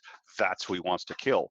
Now, there are people who sit there and say, well, obviously we wouldn't kill those. I don't know, obviously, because he's really unhinged. And B, he's too stupid to realize that those are the people we're talking about. And that's in 90% of the cases. That's not the exception. In 90% of the cases, he's talking about wives who didn't have a choice in who they married, didn't have a choice in who they're connected with, and the children who Trump may not believe this, but are actually innocent. And no, I really detest him, and I've detested him for quite some time. And things like this are part of the reason why. And like I said, there are Republicans I would have and did vote for under different circumstances, but this isn't a Democrat. He's unhinged, and the fact that he didn't realize what was wrong with what he was saying precluded him from just insane. Yeah. I need to defend the Space Force. People, someone saying that it's silly. Here's the reason I don't think it is. Um, we've been trying to get Republican lawmakers, in particular, to be willing to fund NASA. They do not like NASA. They think, regardless of how many wonderful things it has brought us, they don't like it, and it should be defunded. That's the way they kind of vote. You tell Republicans that we're going to put guns in space, and suddenly there's money for a space program. I guarantee it. If this is what we have to tell them to get money flowing into the space program, I don't care what you call it. You can call it monkey diaper program. I don't give a fuck. Just put more money into a space program. That's So, but to clarify, you're not actually for Space Force in that you're not actually for um, militarizing space, but you're aware that the process of that will accomplish your goals, and they'll yes. never fully militarize it anyway. So you're for Space Force Yeah. because it's a clever way to get what you want without actually, because Mm-hmm. Space Force is really It's a silly. dumb idea. It's a dumb idea because there's nothing to there's no reason to militarize space at this point, and the kind of weapons and technology that we have, it would be useless. Like there's nothing to do. If once other worlds are colonized and there's governments fighting back and forth, then we can get into whatever. But for right now, yeah, all you're gonna do is funnel a bunch of money into a space program, and I'm all for It that. it would appear that there is indeed confirmed, according to Red Eye, who is in Australia. And the interesting thing is that's one of the reasons I do like this platform is because you get different things from different countries at different times. But what I'm seeing here is ABC News Australia is reporting that a second wave of attacks has begun. So So that looks like it's that's confirmed. that's what it looks like. Well, but you have to assume that Australia exists, and we have some pretty good evidence that it doesn't. I used to think it did, but then we had on Landon Knoll, and he's clearly of the opinion that it does not. So, um, but assuming that red eye is real, and assuming that we're not hallucinating this, that's a second wave of attacks. Mm-hmm. Um, and it's an interesting. I'm curious to know if those attacks are actually ground to ground or air to ground, because we now know that there are jets in Yeah. Iraq, and the only reason they're not running combat air patrols. They are there to engage. So fun. Yeah. Yeah. All right, please. There's. Pardon me for 1 minute. hmm Um, I was on Twitter today, and somebody was saying that it was really funny, and I know these things aren't directly connected, but it still rings as a little bit ridiculous. someone was telling me that denying the Iranian diplomat entry into our country and entry into the United Nations would put pressure on them. It's going to make them do what we want. And, it's so funny that during that conversation, we get news that Iran attacks, Iraqi military bases. It's like, oh yeah, sure, yeah, that's what's gonna happen.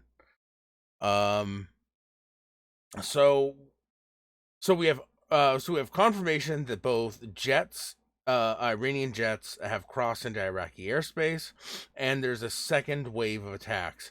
Whether that means that the both these things are independent or that the jets are the second wave, we are not quite sure. Well, I'm not sure. I was joking about the Australia, but just because no one in time has seen it, it's just I trust Red Eye. Red Eye is above reproach, but I want to be a little careful. That did come from our live chat. It came from our on the ground forces in live chat 107. But yeah, I want to see if we can get that on our own from um, a non-fictitious news organization. Because again, Australia. Um, I just have to. Red Eye is gonna. Here's the thing about Red Eye, which is like Mhm. he's really super smart. So like I want to be a little careful how much I make fun of him. I'm gonna wake up and my Twitter account is gonna be like retweeting Hezbollah. Um, uh, Um, uh, I'm curious. Do we know when the president is going to make his address? that's a good question, and I should actually get that up. Let me see if I can get that up. Um,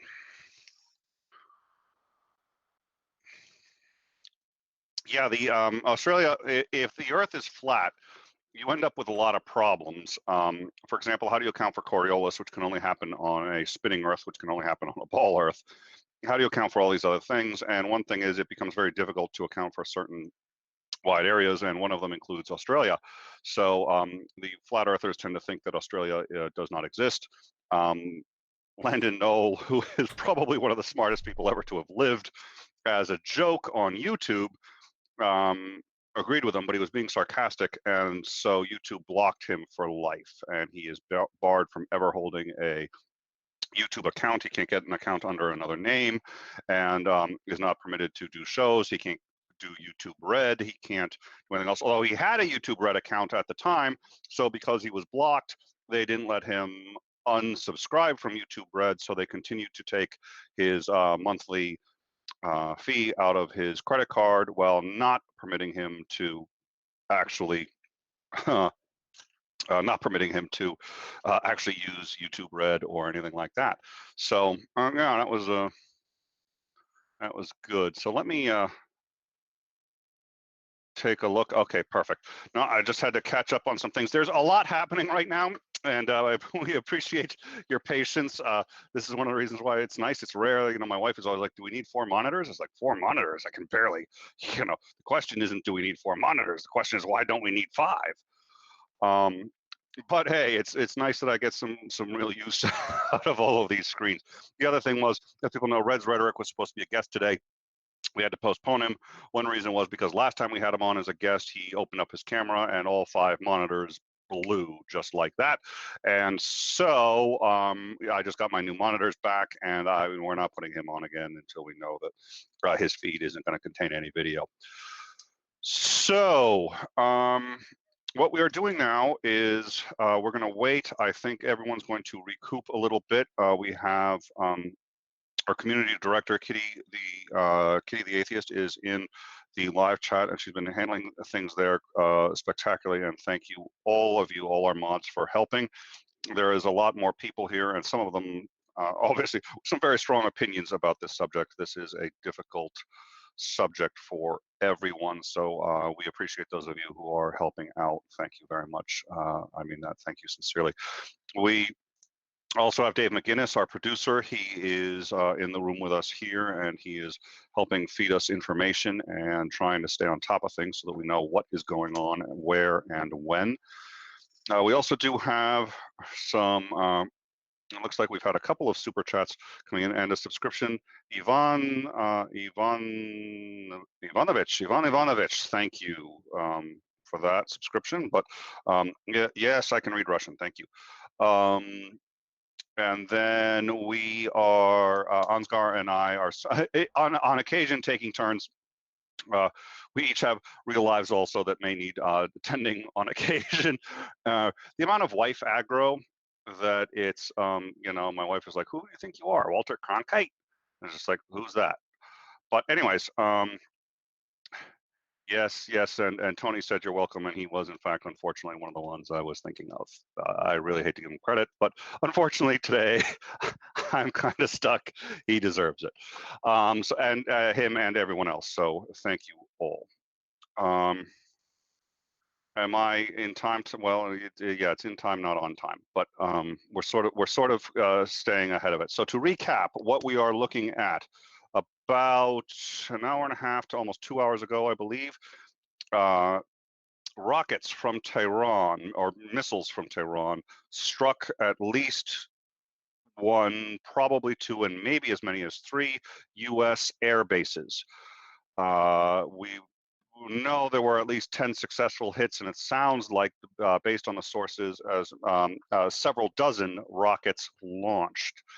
We don't know how many attacks there were. Ostensibly, there was one attack ongoing over a period of time, and now there is a second attack underway right now. Shortly thereafter, U.S. fighters, launched from an air base in UAE. UAE is United Arab Emirates. They are an ally, like most of our allies there. They are a rather uneasy one, but we do have an air base there, and they launched from the UAE. The launch was probably a combat air patrol. Combat air patrol is sort of like what we set up after 9/11. They fly over vulnerable targets and shoot down anything that gets too close. We don't know there was a combat air patrol, but that is standard operating procedure in something like this, is you launch a combat air patrol to protect your bases. Why they would not have launched from those bases, I do not know. There are any number of possibilities. One, the bases were too damaged. Two, they're not the kind of bases, they're not air bases. Three, this was not a combat air patrol, but some kind of bombing attack, and yada, yada, yada. But it looks like it probably wasn't the third. At any rate, my guess is that this was a combat air patrol. And the combat air patrol would fly over an airbase at enough distance to try to intercept anything that came in shortly after, about 45 minutes after the combat, what we believe was a combat air patrol. Shortly after that, those launched, the Iranian fighters were, and I believe that we do have confirmed, Iranian fighters went into Iraqi airspace. If there is a reason to go into Iraqi airspace other than to engage U.S. targets, I do not know what it is. So I'm going to say that I think that's what they were there for. And if we have a combat air patrol, which this is precisely why you launch one as soon as there's an attack like this, then there, I would assume, is going to be an air engagement of very quickly.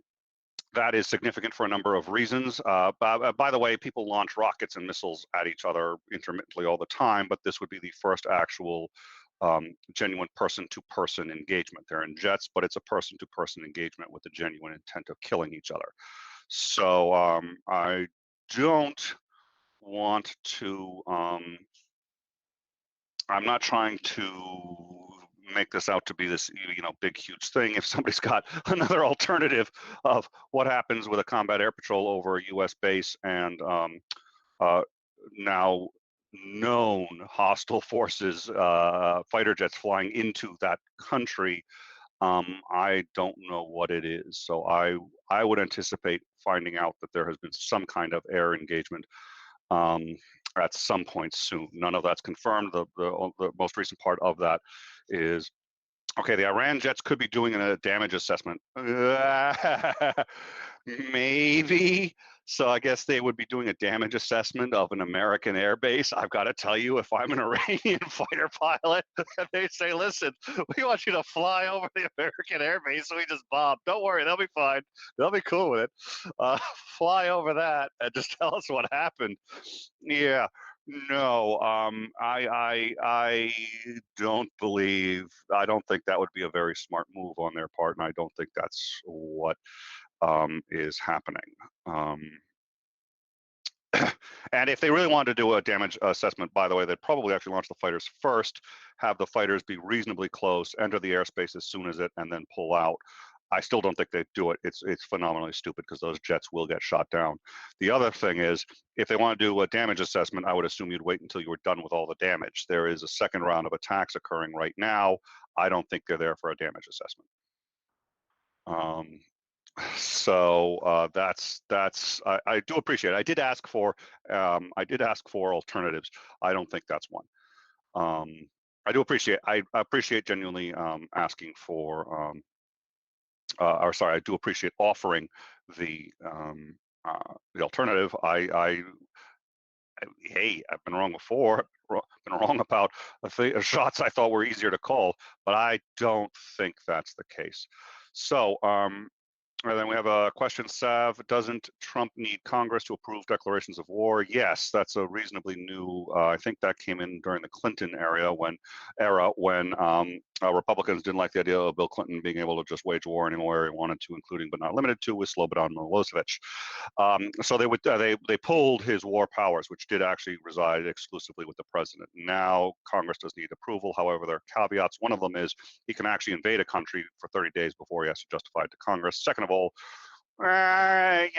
who says it's war? I mean, just because we're killing each other, I mean, just because people are using missiles and guns and fighters and tanks doesn't mean it's war.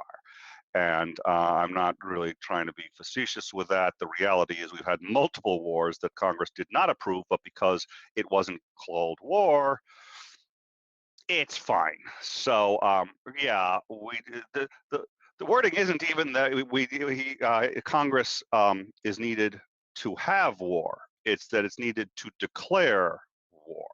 And please believe me when I tell you that's a distinction that's going to come up. It's already come up on a couple of occasions.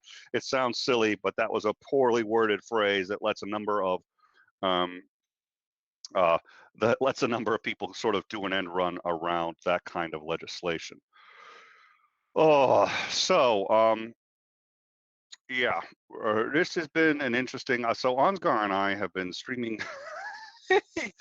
Oh, I don't know the number of hours, but so I would like to say a couple of things. The show is four people right now. It's Ansgar Odinson, myself, Dave McGinnis, who is our producer and always does a hell of a job. We do what all of the best clients in the world do, which is we ignore a lot of what he says, and we argue and we debate it. But he is absolutely invaluable, and we sincerely, he's thank God he's on board because he's a huge part of the show. And Kitty the Atheist, who has completely revolutionized our Discord. If you ask her, she had nothing to do with it. It was just a few little changes, but they were the difference between having a just a really patched together Discord that didn't seem really all that special or anything like that, that was put together by some idiot in a beard, and having just a real professional Discord where people come in, they enjoy it. It's and I have my own emoji. I mean, I have my own little professorial emoji, and there's a hat wandering around there on the emojis, and that was Kitty. And so, In Time is all four of us, and we love doing this, and we love being there. But I think one of the reasons we love it is because we believe you guys appreciate it. So when you let us know that, it means a lot. So thank you. That's really, I think, why we do this.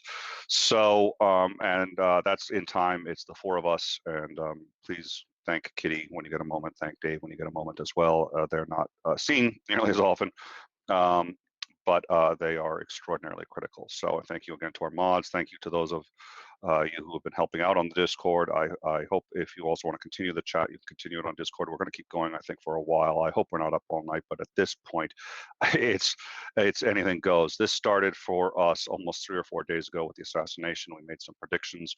Unfortunately, more of those predictions that we made than not have come true. Predictions And we one of those didn't want to come true. yeah. Unfortunately, one of those predictions was that we were going to have a lot of breaking news. And really, again, genuinely, we raised the bar for what we would call breaking news. I mean, the president declares on Twitter he's going to commit war crimes, and we're like, nope, that doesn't clear the bar. It's not breaking news. I'm sorry. He said he's going to commit war crimes. He said he's going to starve people to death. No. Wait, he said he's going to target civilians. No, we're not going live for that. And even under that bar, we've gone live 3 times in not even 24 hours. Oh boy. So we will continue to do so. That is what we've committed to, and you guys have been very supportive. So thank you for that. What I think we're going to do now is entrench a little bit for maybe a prolonged broadcast. I would like to figure out, excuse me, if we can determine when Trump will be on, and if we can have somebody watching him, because I do think, regrettably, and it feels kind of, I don't want to like vomit a little bit when I say this here, but I think what he says is actually going to be important. And I try not to have too much contempt for anybody when I'm doing shows, but my contempt for Trump is growing pretty rapidly at this point. And and I think I may have missed a super chat, but we've also got one from Sav for $4.99. Thank you, Sav. We sincerely appreciate it. That means a lot to all of us here. So thank you very much. It's a spectacular picture, by the way. So Sav, super chat, thank you. And then we've had, and we've also had a few. Listen, we've got a mod. I have said I can't say his name, because apparently if you say his name 3 times, like the ghost of mods past will come out. But he's a good mod. I get a chance to chat with him reasonably frequently. Very good guy. I like the guy a lot. we have not modded him for 2 reasons. One, he didn't actually apply, and 2, I think he's a well-known mod, and I think it's great that he gets a place where he gets a break, and I really am delighted that he's here just because he likes the show. So, but he has now been given a wrench. we've been emergency wrenching a number of people. That show yesterday, we emergency wrenched a lot, and we got a good bot in there working. So I think we're good and we're doing all right. But thank you, Tony. So, with that said, like you we're going to guys try to keep. got a head reveal. Oh my God! I didn't even know. Whoa! Okay. Oh, whoa. Hey. Breaking news. So I just saw just a little bit. Who here saw Under the Hat? Who here saw Under the Hat? That. I want to know. I didn't. I wasn't even. Oh, it comes off. I could have sworn it was surgically grafted. Well, you see, it sort of let go recently, because I've had to hold on to it, because it wants to get the fuck out of here, because it's worried about getting bombed. Yeah. Jesus. And then Sav just did another super chat, and I guess she had something in the first one, so she did a second one, so she's now dropped twice the super chat. But actually did have something. Thank you guys. Love you all. Thank you very much, Sav. Thank you. And yeah, this is going to be a long one. We've got a lot of stuff coming in, and it's starting to come in slower, but it's all really important stuff. I think that's for now. Yeah. Pelosi has come out with a statement saying that the world can't afford war. So I think we see kind of where the House is going to be, so the direction they're going to be moving on this. Let's see. What was it? Where was it? A lot of people are saying that, this makes sort of the Trump presidency. No one quite knows what this means for where this puts the Trump presidency right now, because, this is, we know this is going to get him a lot of support, but this is sort of chaotic. 1 minute he's the guy that's going to get us out of the Middle East. The next thing we're essentially at war with Iran, even though we're not at war with Iran. So yeah, it really puts this in a very strange situation where we really don't know what to expect out of Trump at the moment, is what most people feel. I think we've got a pretty good idea of what to expect from Trump, but yeah. Let's see. Well, and then okay, I guess there was supposed to be a vote on the War Powers Act this week that has been pushed back. You can't make this shit up. You Oh, can't make this shit up. And then someone there was a I have to call out fallacies. Somebody said they noticed that what they thought was that Tony Designs got his wrench after war started, and they thought that was a coincidence. No, that is a correlation versus causality fallacy. He actually got his wrench before the war. yeah. I think that says a lot. He got his wrench. World goes to hell. So let's see. Yeah, and then the truth is, it looks like there's a couple of other um, um, breaking news stories. There's a series of well, no, there's okay. That's the original fire story, but it's like we covered the fires today, which is almost it's reaching the point of global emergency, and now, God. Yeah, well, the fires are going to basically be ignored at this point with a war. Let's see. Lawmakers are, of course, scrambling to see what they can do because, you know, top lawmakers call for prayer and unification in wake of Oh attack. Oh Jesus. God, I don't care. Go ahead and pray. It's Yeah. not going to do anything. Oh my God. Okay. Yeah. So I guess here's one. Nobody saw this coming. 3 minutes ago, the FFA issued flight restrictions over Oh, Iraq. gee, you think? Yeah, didn't see that one coming. Thank you, FAA. What would we do without the FAA? Oh, hey, NATO taking some personnel out of Iraq due to safety concerns. Yeah, somebody mentioned that earlier too. Would NATO get involved? I don't think so. This actually isn't part of the NATO charter since it's not defense. Well, and If it especially was since they're going, yeah, we're removing our troops for quote unquote safety concerns. I don't think they've got our back on this one. another, I don't believe this one. White House says there will be no additional written statements tonight. For Twitter is written, so I really don't believe that one. National Security advisors just left the White House. Top, including Mike Pompeo, have departed. Mike Pence has also departed. And Trump will not deliver his address tonight. So, and Trump and Pence have visited the U.S. military bases attacked.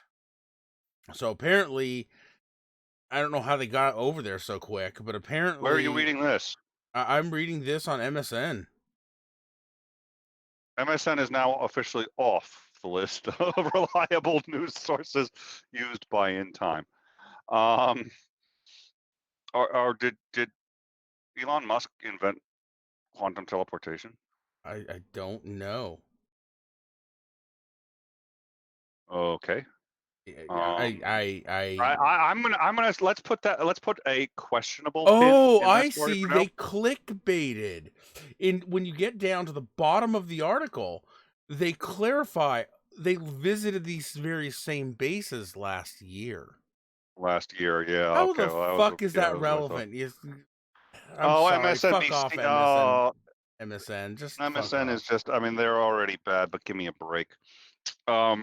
Okay, so Trump has said he will not make a statement tonight, which is Significant. again, I'm gonna have to go. Staggering was the word I was going to use, but I think everyone's getting tired of that one.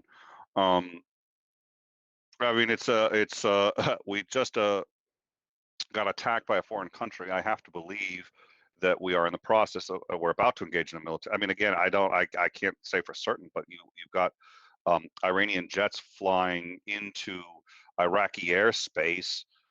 I can't think of another reason for them to be there. So I don't But know. okay. Here's the thing. You're the president of the United States. One country at the very least is flinging weapons of war at another, targeting your people. You have to say something.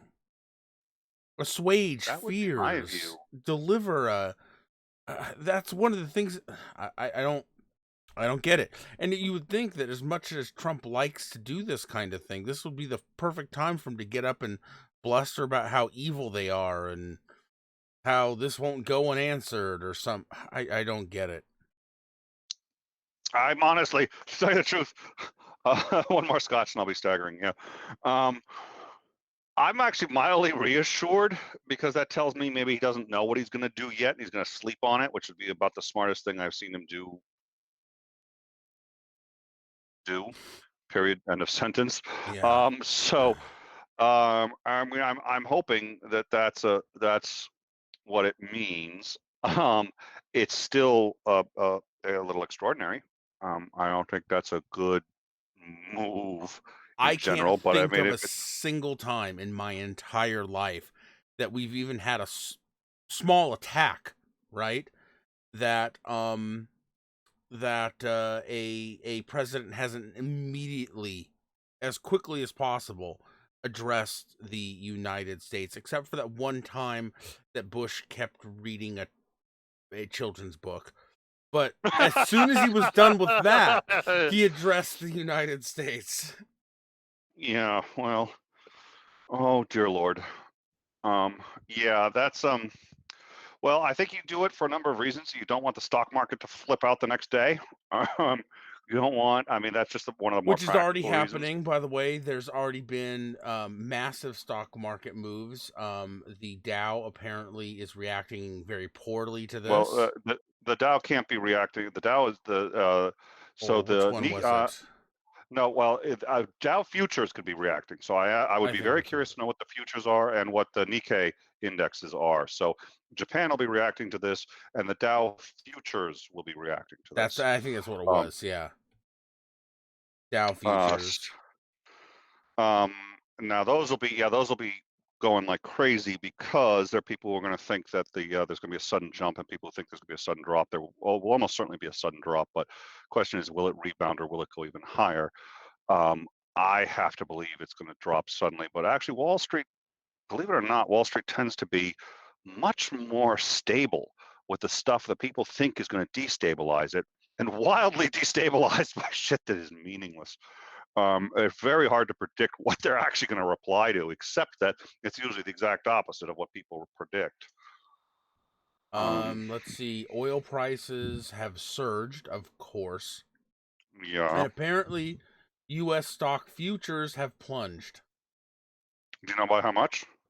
Let's see. Crude oil prices. Da, da, da, da. Let's see where it says exactly how much it is.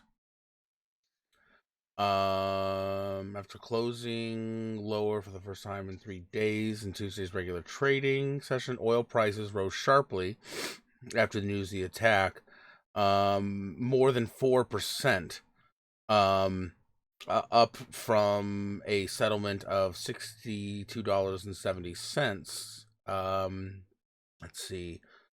Let's see both benchmarks. Okay, then again another. Oh, that was the initial, and then up another over 4% after Iran attacked Iraq.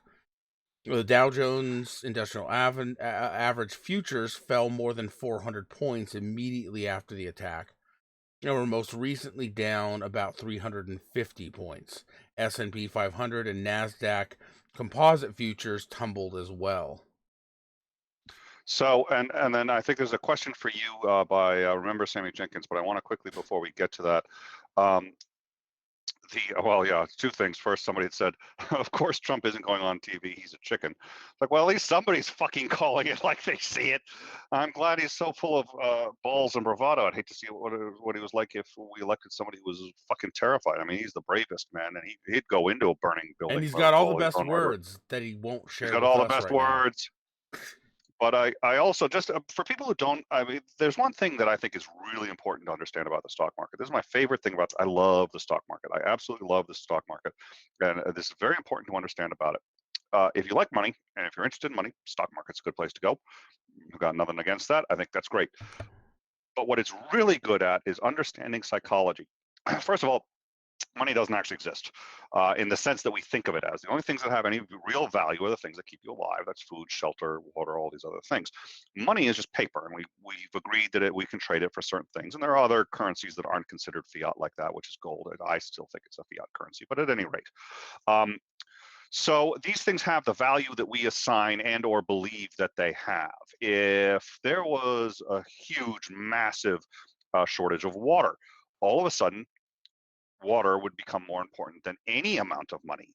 And that gets back to also, and then it gets much more complicated than that, because what's a bottle of water worth? What is one bottle of water worth? In New York, it's worth about $1.25. In the Sahara Desert, it's worth a human life. Same bottle of water. Context means a lot. Now, the stock market isn't an indicator of what things are worth. It's an indicator of what people think they are worth. And especially when you get into futures, that's what's happening. And there isn't a government agency saying we think it's worth this. It's what people think it's worth. It's what the country and the world as a whole think it's worth. So by monitoring this, you can get a better idea for what people think is going to happen when the futures go up or down on certain products. You get an idea for what people who make a living doing this think is going to happen. It doesn't mean they're right. They do get stuff wrong, but it's a much better indicator, in my view, than a lot of pundits. That people who go on television and say, I make a living making these predictions. No, you make a living going on air saying what these predictions are, but you get paid whether you're salaried, Right, you're an right. employee at the news organization. You don't make a living making these predictions. Or maybe you do making them, but you don't live or die by them. You just get paid the regular amount. The people on Wall Street get huge homes or lose huge homes based on these predictions, and the average is still the average. Every day, for every person that wins, somebody loses. With the exception of actual growth, it's a zero-sum game. Everybody who's selling a stock thinks that stock is going to lose money. Everybody buying a stock thinks it's going to make money, and the margin is where the stock price is set at.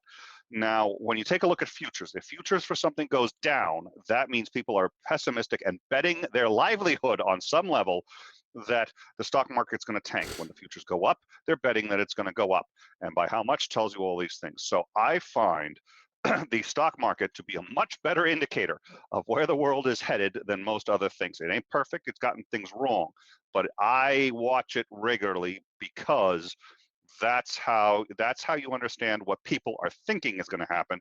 And most individuals tend to be pretty stupid about a lot of things, but when your money is involved, when your livelihood is involved, we actually tend to get things right more often than wrong. So those Um, futures are important. I hope we'll keep an eye on that if we we can we remember actually to. have a statement from the Ayatollah now. Oh Jesus. They have said that if there's no retaliation from America for these latest attacks, then they will stop attacking. But if America attacks, then their response will be crushing and widespread. That's a good way to get Trump to stop. Yeah, sure.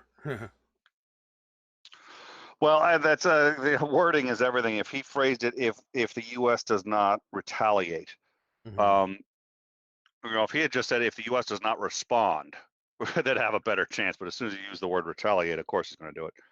Um, Yeah. yeah. All right. Well, I'm curious to know what's the status of those fighter jets, because if they engage and or get shot down, he may change his mind on that one. But um, and I think what happens. So I'm actually, despite the fact we don't know what's going on with them, I'm tempted to start saying, unless there's anything big, start thinking about unwinding this thing. I think we still have another 20 minutes before, 20 minutes of no breaking news before I'd say we're done. But the only reason I'm thinking is this. Well, no, they're in the middle of a second attack. So let's see what happens in the next 10 or 15 minutes. I mean, if he says as long as there's no response, there won't be any further attacks. He's not going to say that until the attacks are over. So I have to Mhm. believe the second attack is probably over now, because Right. he's not going to say that Right. during the attack. Um, so, oh, hold on a sec. Buy in West. Yeah. Okay. Wait a minute. Is there something else going on? Okay, I'm gonna have to look into that. He's not going to say that until the attacks are over. So my suspicion is, at a minimum, there are no more planned attacks, and the second attack is probably either winding down or over. He's not going to say that until it's done.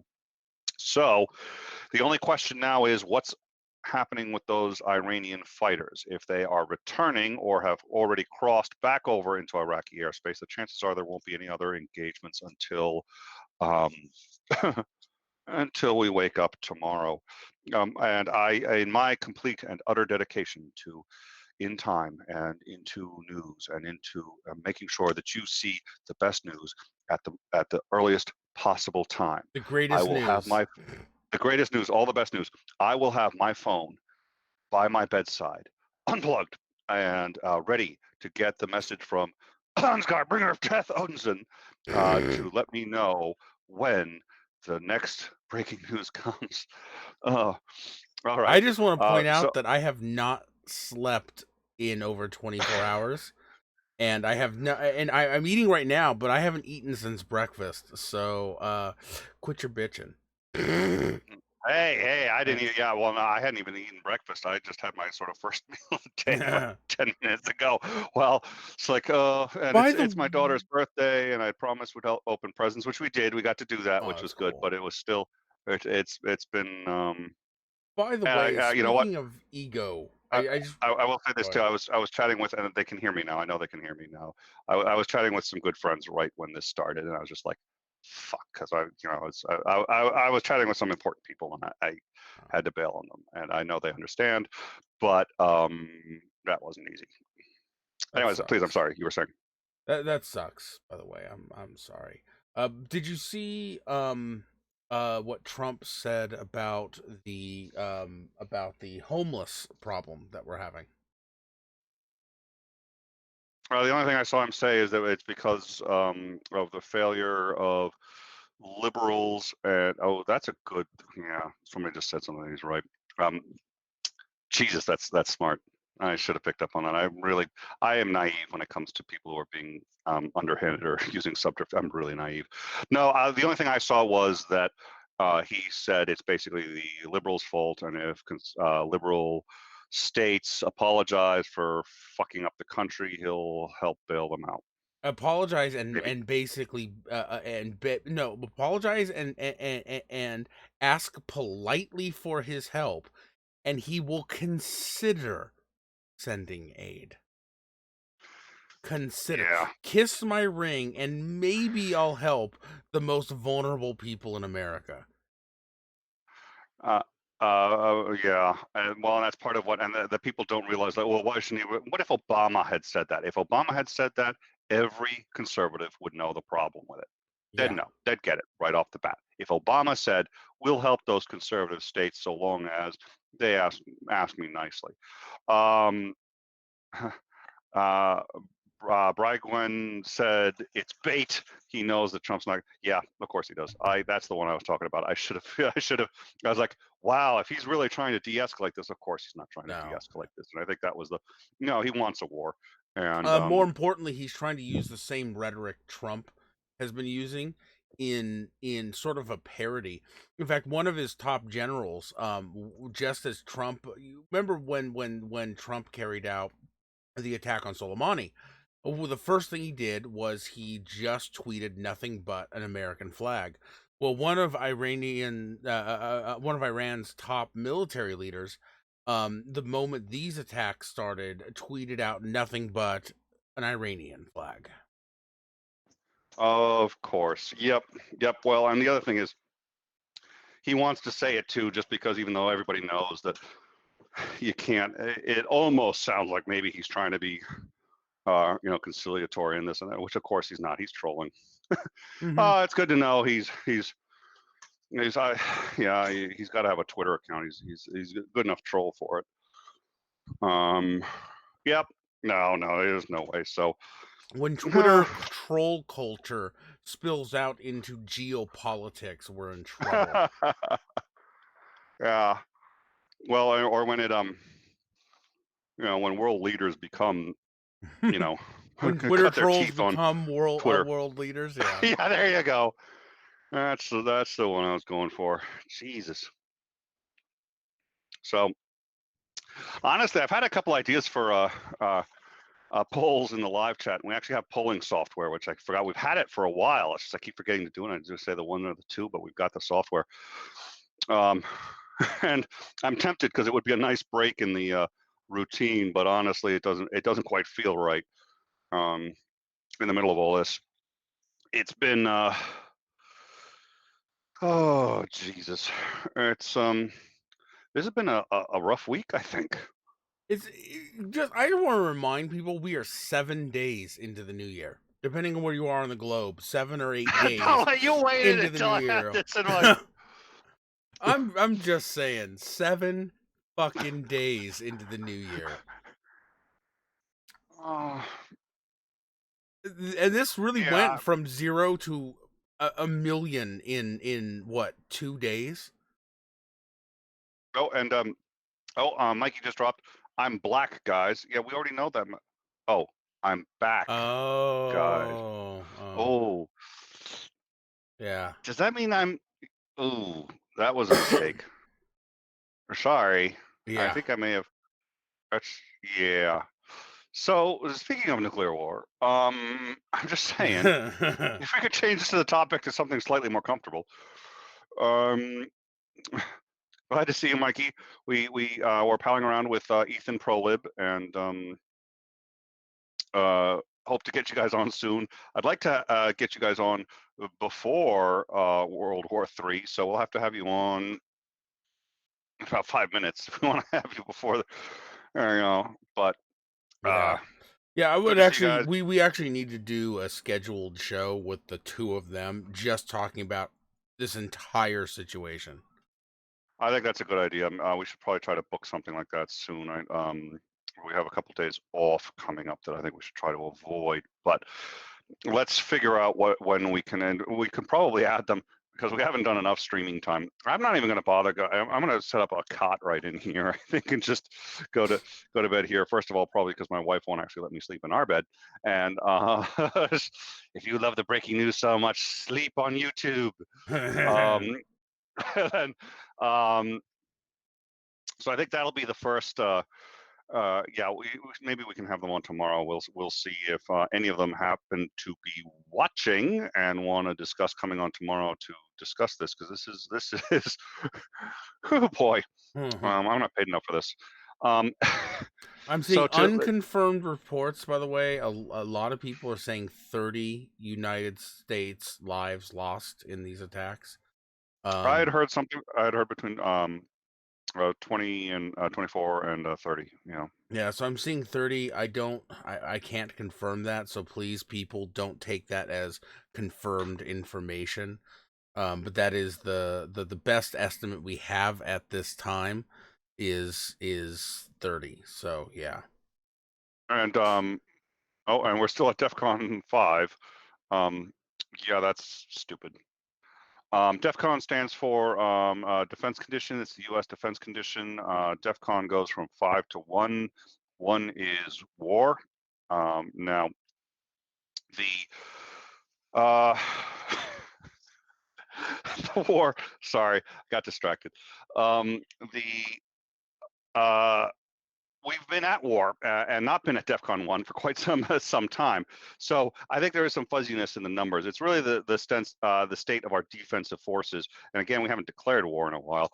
But if it's not coming to U.S. soil, we don't usually worry about it and change our DEFCON. But I do think that um, the DEFCON 5 should at a minimum be changed to 4, and those numbers actually do have it's not just some an arbitrary number. They have an impact on our forces. They have an impact on our security. It's a bit like the color coding system at the airport, and when that gets changed, and when the terrorist rating gets changed nationwide, new mandatory rules are put into place at airports to heighten security.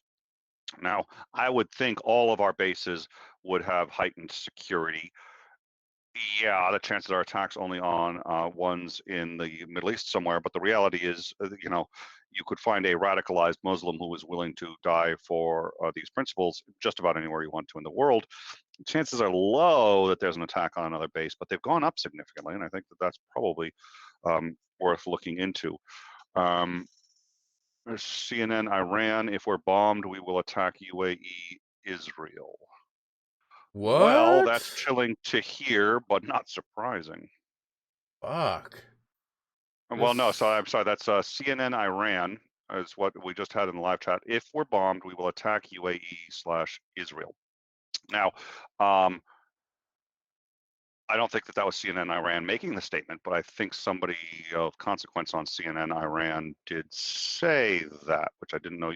CNN is in Iran? What? No, CNN said, okay, that's how tired I am. There is, and I do watch Al Jazeera, actually. I know I've been outed.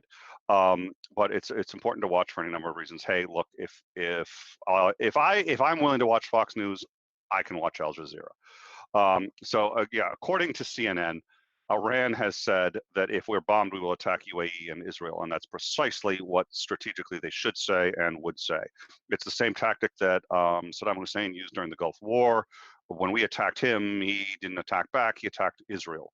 And the reason he did that is because if Israel defends itself, boom, the coalition collapses because, hey, Israel just attacked a Middle Eastern country, the whole coalition goes to shit, and we lose all our allies. If they get into a war with Israel, they can attack Israel all they like, nothing's going to happen. If Israel actually defends itself, I don't know if we'd lose the UAE. Well, we can't afford to lose the UAE because that's our staging what ground. would And happen? other than Qatar. Well, that's a good question. I don't even know. CENTCOM is in Qatar, but I don't think we have any military capacity from those.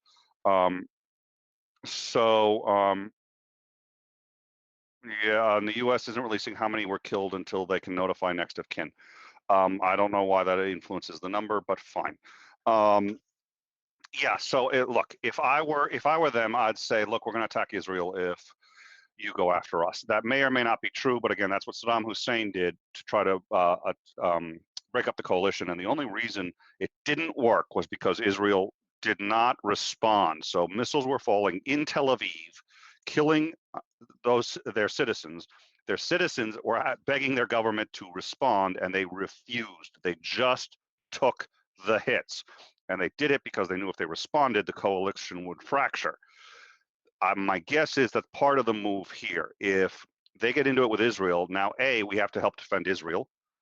B, any allies we do have in the Middle East are going to think twice if we come in on the side of Israel, which we're not. Israel is starting its own thing, but we have to come in on the side of Israel because it ends up one big mess, but we lose most of our allies. So that's a really good move. They go after one of our allies that we have to defend, and one of the ones that everyone else just is. It's a universal. They they get flowers thrown at them if they go after Israel. So if Israel does engage, we've got a very big problem.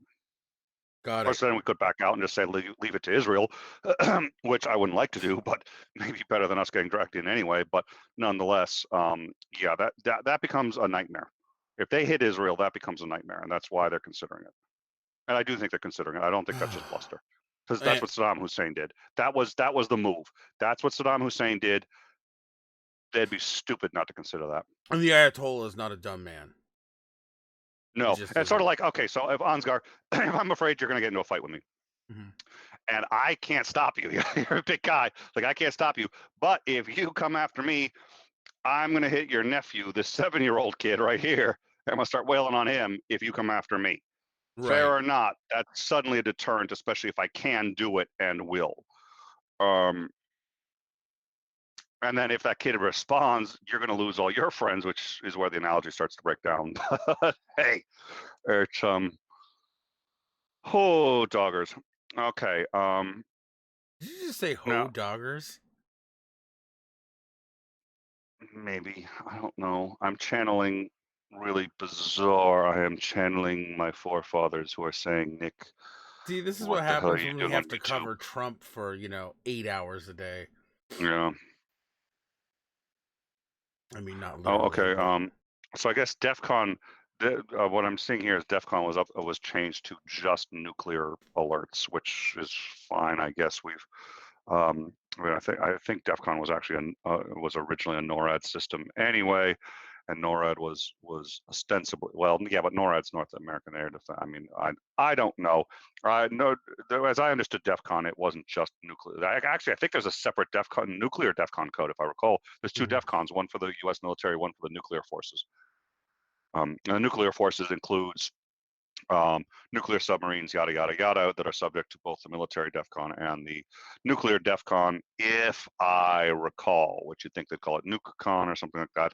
I don't know. Trump's in charge. Let's just call it Monkey Force and get. And I'm sorry, because that makes it sound like I'm making fun of our military. I'm not.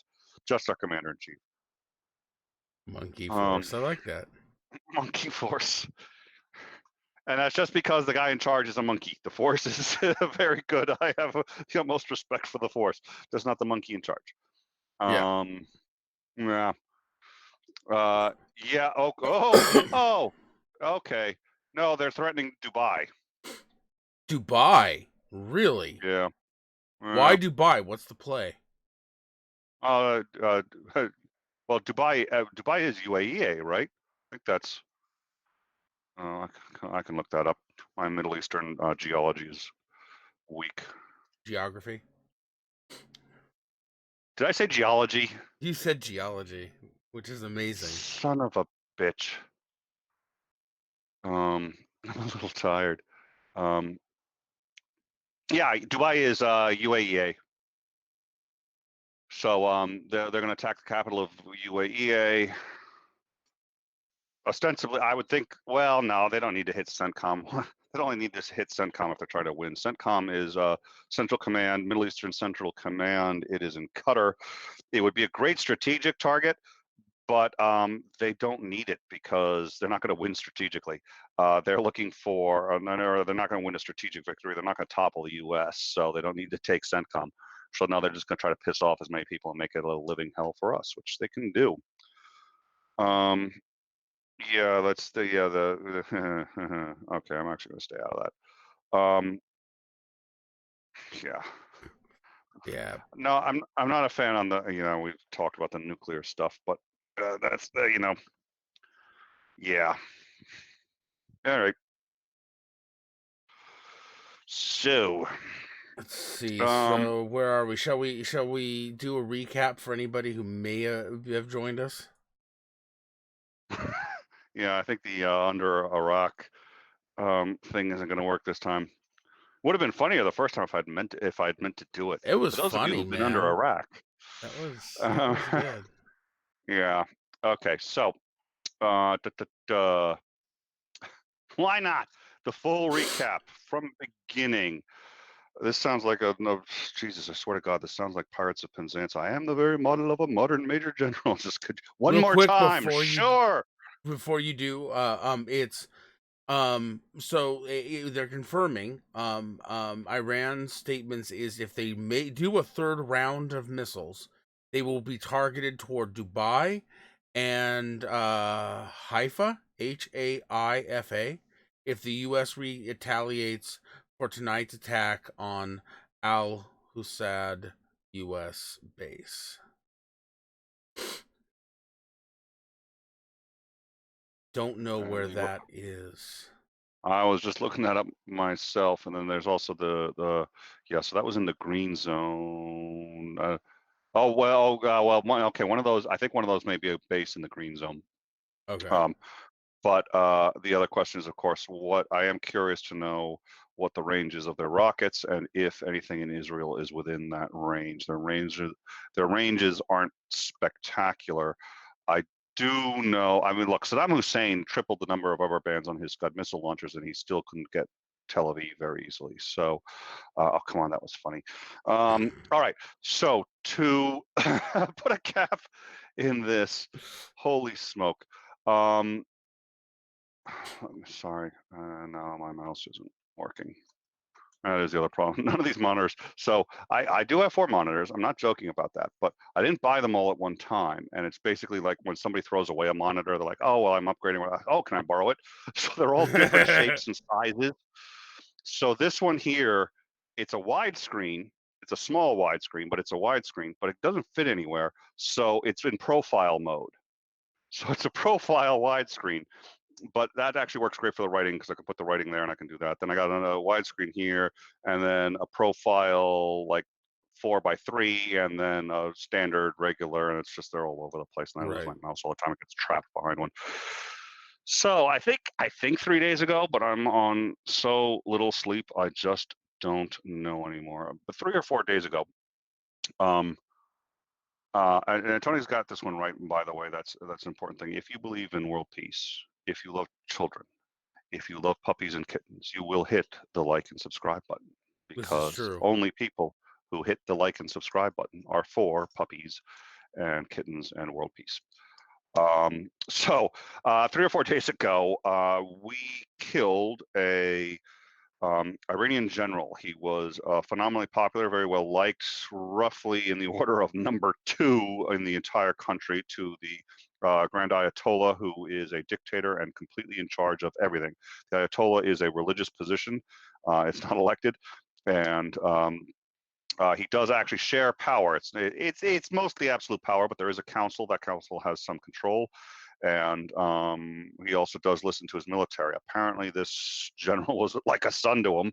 He was purportedly crying when this general was killed. This general was killed in Iraq, of all places.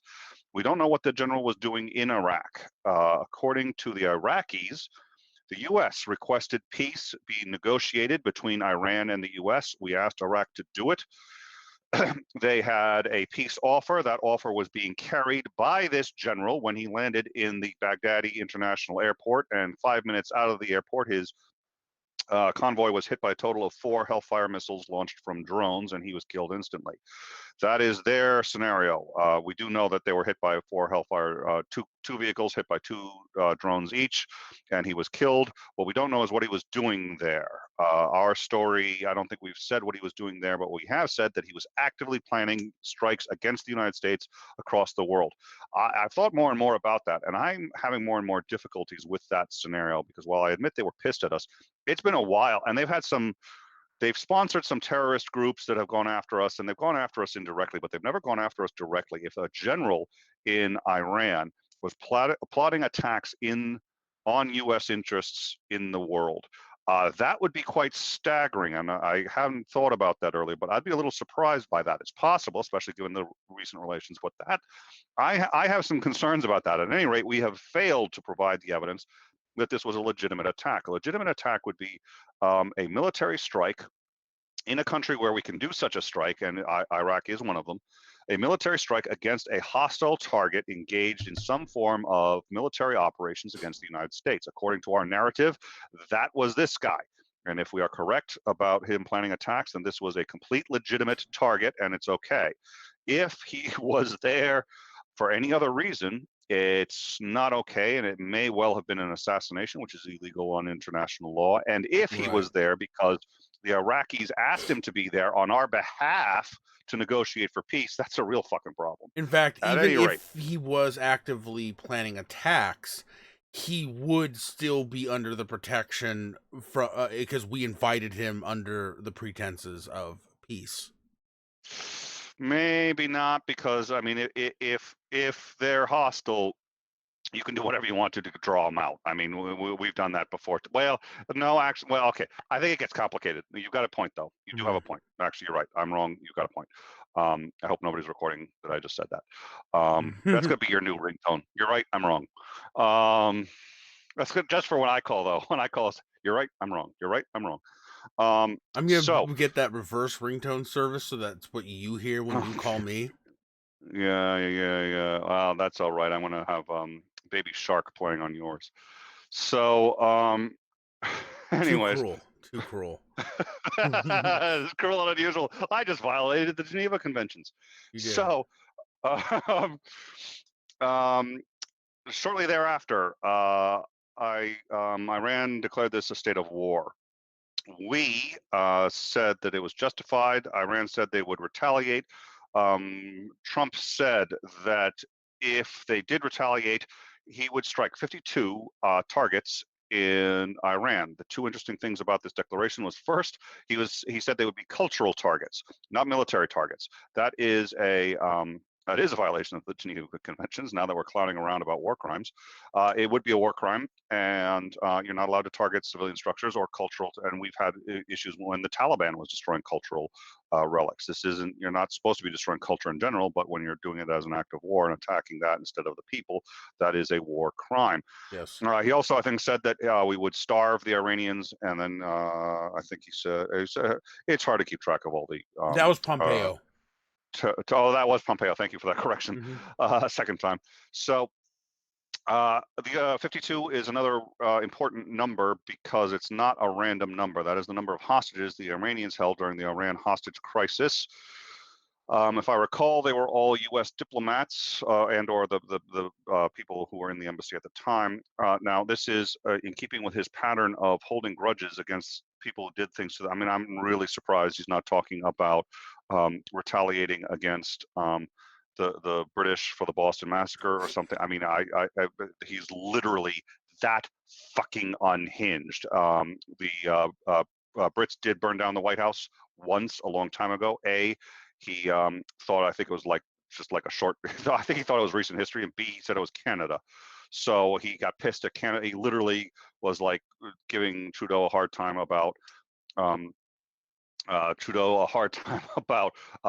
the Canadians burning down the White House. I mean, this is how fucking petty he is. At any rate, um, shortly thereafter, a number of things happened, so many it's very hard to remember. I do know one of them was we denied the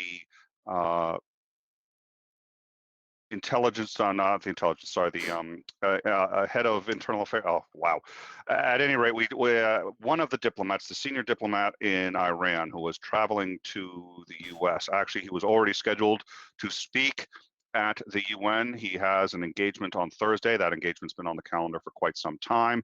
It was made clear that the topic was going to be changed. They had some objections, and they were going to voice them to the U.S., which they are, by the way.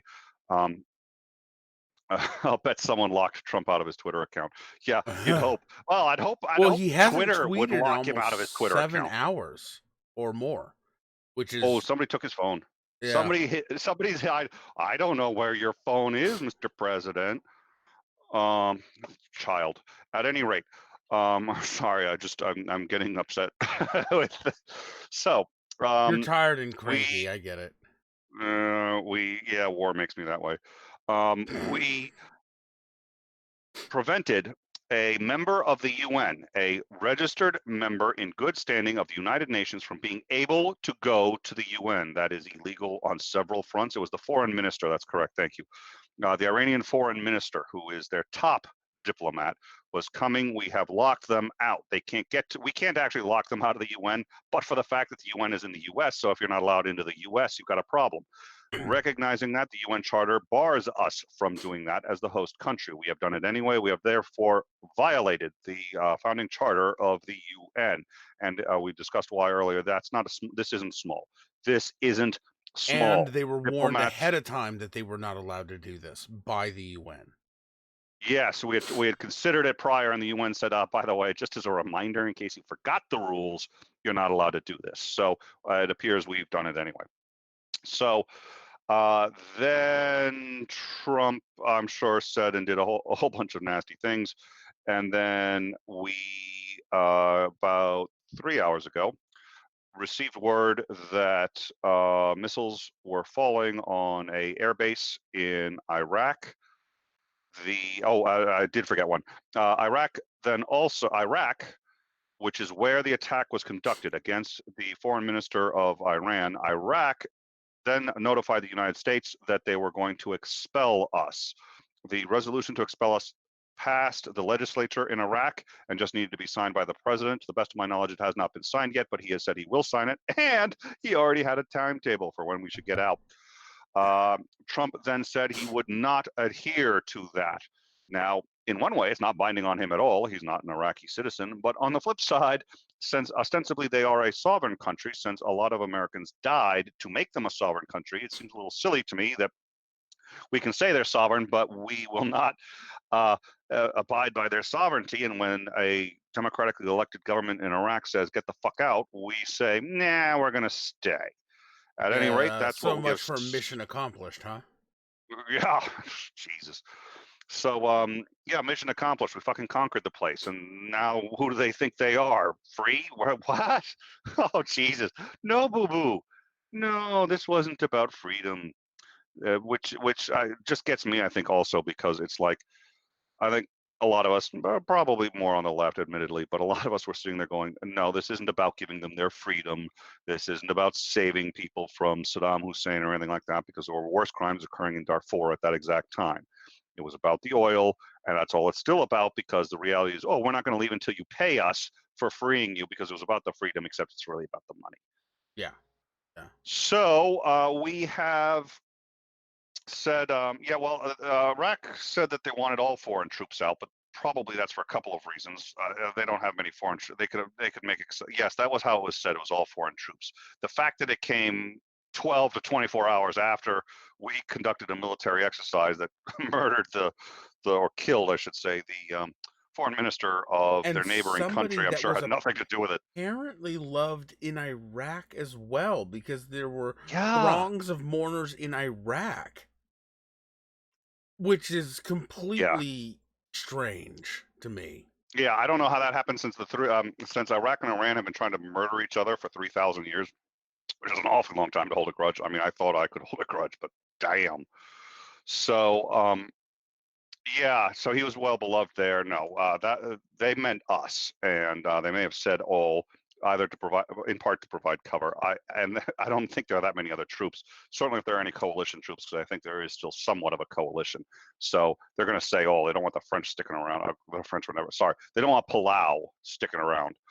Um, so the because they're unfortunately they really are the cornerstone of the coalition. But at any rate, um, so Trump said, no, we will not leave, which would actually also be another act of war, this time against Iraq, and is also not, it's breaking international law. They have the right to say we can leave unless we're at war with them, and ostensibly we are not. So then about 3 hours ago, rockets landed on a U.S. military base in Iraq. And we were unaware of how many rockets and how many bases. At first, we believed it was only one base, and maybe only 10 missiles or so. Now it appears it has been over a series of attacks, at least 2 rounds of attacks, covering 3 bases. A minimum of 13 rockets have hit. One of the bases, at least, appears to have been civilian. One of these attacks, well, it looks like, I mean, I don't know if all our bases are in the green zone or not. At least one of them was in the green zone. And there are definitely civilians in the way. So there was some reports earlier that civilians were targeted, or at least I shouldn't say, I mean, civilian housing was targeted. That hasn't been confirmed, and I haven't seen anyone else saying that yet. So they may be worth sort of dropping that, but at least that's what was said. The U.S. launched what was ostensibly a combat air patrol out of UAE, which is basically one of our only allies left there. We have CENTCOM, which is monitors all Middle Eastern operations out of Qatar, and we have the UAE, which is an ally, United Arab Emirates, and also another shaky ally. But we do have our own. We have a military base there. We launched what I think was a combat air patrol. Nobody said, but it should be. I mean, you launch a combat air patrol after this. We launched fighters, and then shortly after that, several Iranian fighters were observed entering into Iraqi airspace. If they come into contact with the combat air patrol will engage. That's why they're there. They're not going to let any Iranian planes anywhere near those bases. So we haven't heard about that. There hasn't been any further reports. Since then, the Ayatollah has come out and said that um, the there aren't going to be any further attacks so long as we do not retaliate. He has, I think it's been said now, it's been confirmed that Iran has said if we retaliate, they will attack at a minimum Dubai, which is the capital of the United Arab Emirates. That puts them smack dab in the middle of this, which is not what they want to do. And it is, again, they're not going to attack us. They're going to attack our allies. They're going to attack that. And we have one report, it's not confirmed, but we have one report that they've said they will attack Israel, which would be smart. Interesting. That would be a good idea. on there. But I mean, I don't. You You don't understand want what it to I when I happen, say, but it would be yeah, it would be an intelligent strategy. yeah, that would be if they really want to screw with us, hit them. Right. So that is where we stand. It's been 3 hours. There are casualties. The reports are from several different sources between 20 and 30. 24 and 30 casualties. No word on how many military or civilian. Probably, unless they were targeting the civilian housing, probably most would be military. These were in the green zone. It's also difficult because a lot of their missiles don't hit their targets. We think our missiles are inaccurate when they miss a target by 30 feet. They're pleased when they hit a target within 60 yards. Hmm. So it's hard to say. And a lot of their missiles also just fall out of the sky and just land somewhere. Which is that's why I that's why I don't like being in the Middle East. You're just driving around and a missile just lands in front of your car, man. And that's if you don't accidentally hit some, unexploded IED. Yeah. Yeah. Oh God. So I think U.S. Futures in the stock market are down. Actually, if we could get one more report on that before we go, because I am curious to see where those futures are. Again, I find there are a number of things. Also, when looking at polls, actually, you can't do it anymore. There was a spectacular, you could trade futures, but you could trade political futures. You could trade, so if you thought a certain president, there's a lot of online betting sites that will let you bet based on futures. And I am a huge fan of those. I don't bet in them, but they are very good at being reasonably accurate predictors of where things are headed. Much better than the pundits I've found. I take that information with the pundits, but that's a valuable source of information. Futures, markets are people who know what they're doing and make their lives making money placing bets and who succeed at it. The only ones who stay in futures for any length of time are the ones who know what they're doing. So I'm a big fan of futures markets.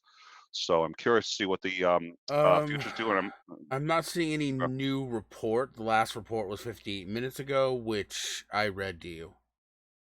all right, perfect. So they were down. U.S. futures were down, I think, 200 points.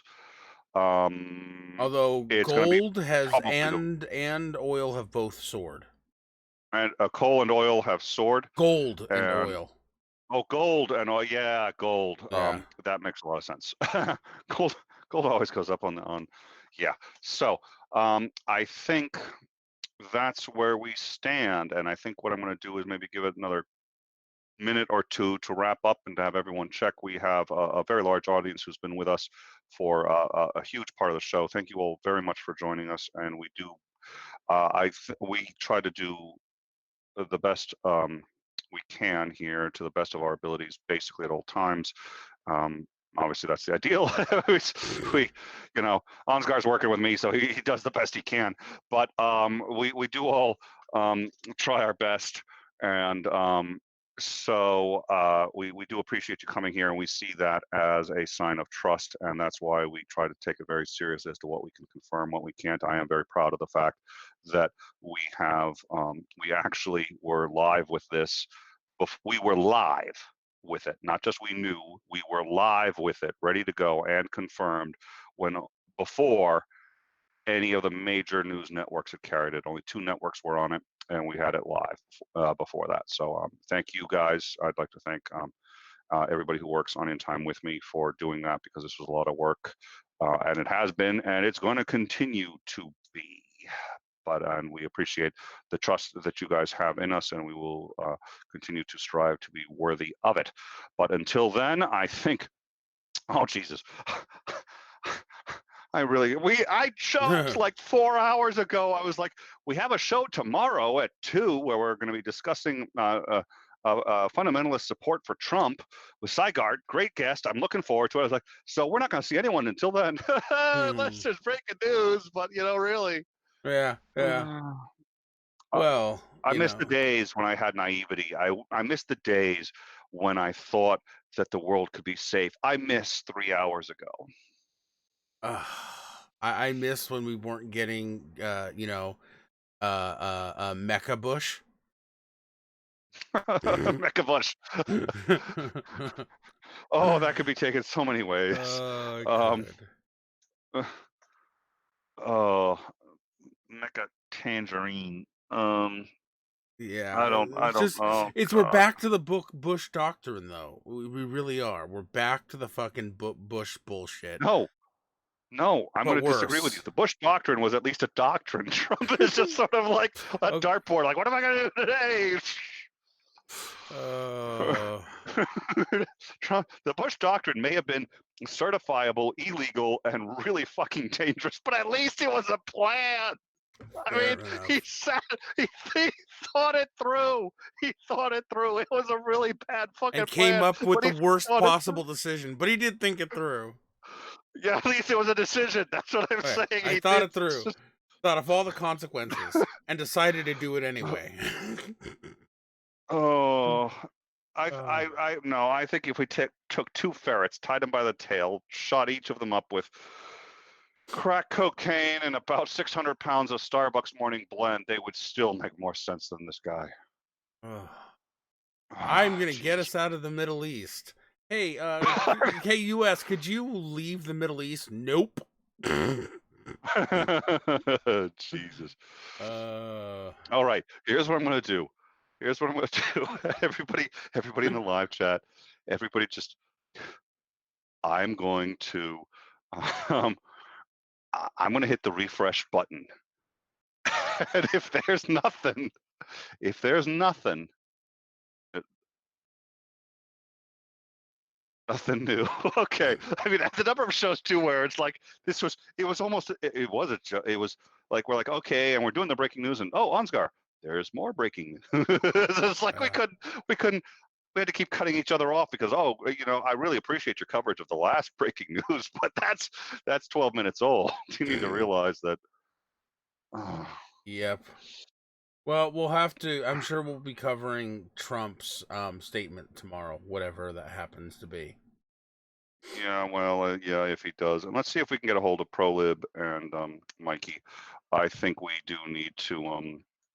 I think we're going to need to do a show covering all this. Although I do hope, and it sounds like most of our audience feels like this was informative. I hope so. The Probably the single most important thing in a democracy is an informed electorate. So with any luck, we've helped do that, and made some of you laugh because the alternative is to cry. So it's Well, if the people hopefully. who respond to my tweets about any of this are any indication, if we need an informed No, no, no, no! electorate, we're Don't judge me! No, fucked. no, no! Don't judge my Twitter! Don't judge my Twitter! Okay, okay. Yeah. Oh. While Although okay, I've had a few thank I yous, so was that's good. having Wait, what? just I was having a I told the audience earlier I was having a discussion on Twitter with somebody who was saying that it was good that Trump expelled this, this foreign diplomat because it puts pressure on Iran and it puts them in their place, and this is what's good for America.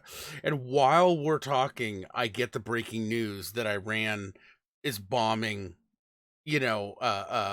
basically targeting U.S. troops. Who knows how many they hit, but targeting U.S. troops. It's like, oh yeah, yeah, look at this. Yeah, totally put them in their place. Look at that. Well done. Yeah, yeah. I'm glad they're in their place because if they weren't in their place, imagine what they'd be doing. Apparently, Mm. Trump just tweeted. Shall we see what he tweeted? Oh, son of no, no, he didn't. No, he didn't. No, he didn't. No, he didn't. Ansgar, put the keyboard down. All is Keyboard down. well. No. Missiles launched from Iran at 2 military bases located in Iraq. Assessment of casualties and damages taking place now. So far, so good. So far, so good.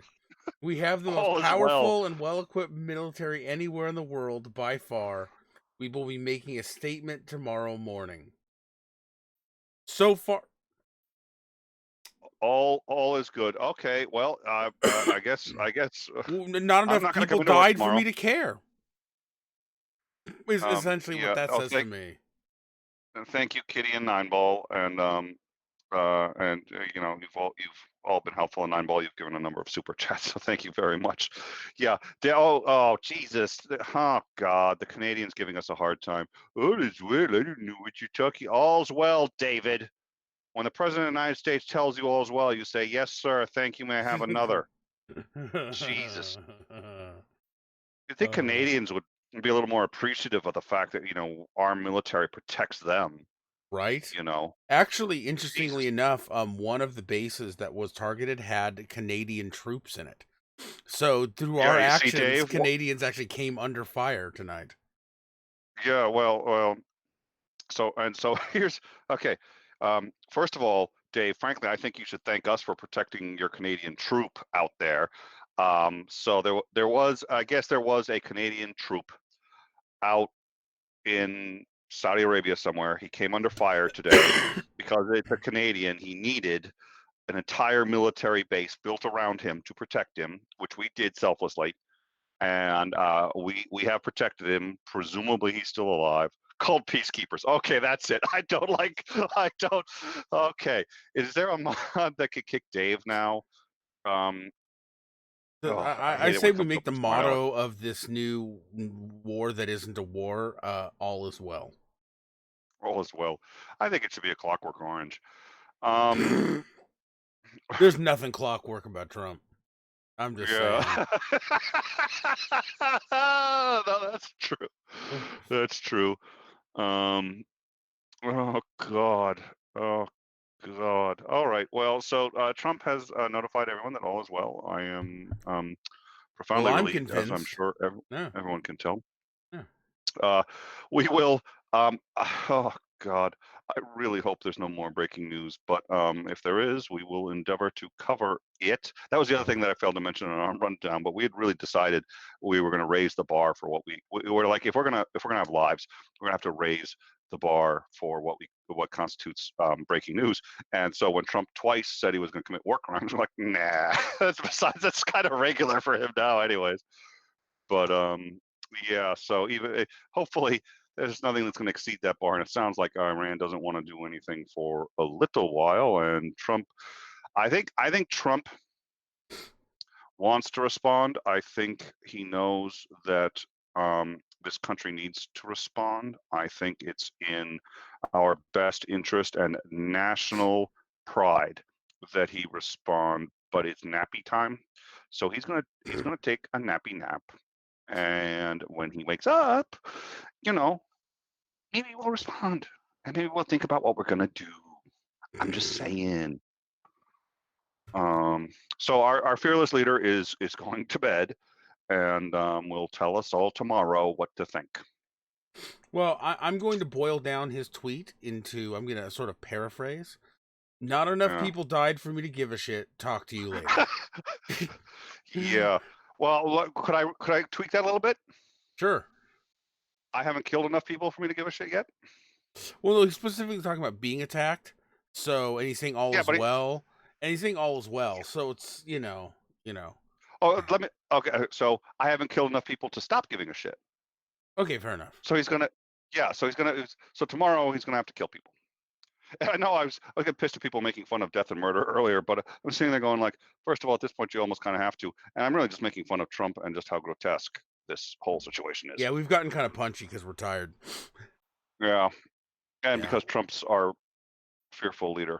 Um, so I love that. Yeah, he hasn't made a statement because he's a coward, except when he's on Twitter. He really is a keyboard warrior, isn't he? I mean, he is Oh, so fucking macho on he's the Twitter. troll in He chief. He really is. he really is. Yeah. I really wish, you know what?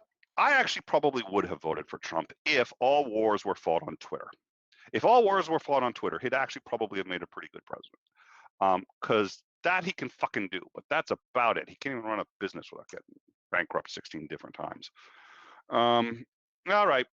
Well, I think that's about it. Thank you all very much for your time. And Orange Julius in Chief, I like that one. Yeah. And we will we're gonna stay on top of it to the best of our ability. We're not actually a 24-hour news channel, but frankly, actually somebody on In Time is up basically about 24/7. We're True. mostly insomniacs between all four of us. So we're gonna stay on it as best we can. I really pray to God we're not gonna do another transmission until after tomorrow's show at 2 p.m. Seriously, I Where need some again sleep. we so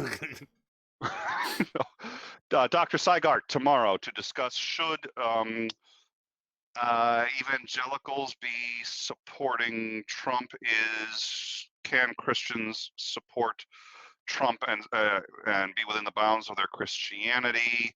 And then we have our Patreon hangout the next day. So if you're not yet a patron and would like to become one, we hope you'll. That's a great way to support us, and you can come to the hangout. You can chat with all of us here at In Time. We all show up. We love to shoot the shit. We'll talk about whatever subjects you want, and if you have ideas for topics, let us know. Come to the Patreon, just any Patreon amount, and you can come on by and hang out with us. So hopefully we will see you guys on Thursday and or tomorrow with Dr. Cy Gart. So thank you all very much. See you tomorrow.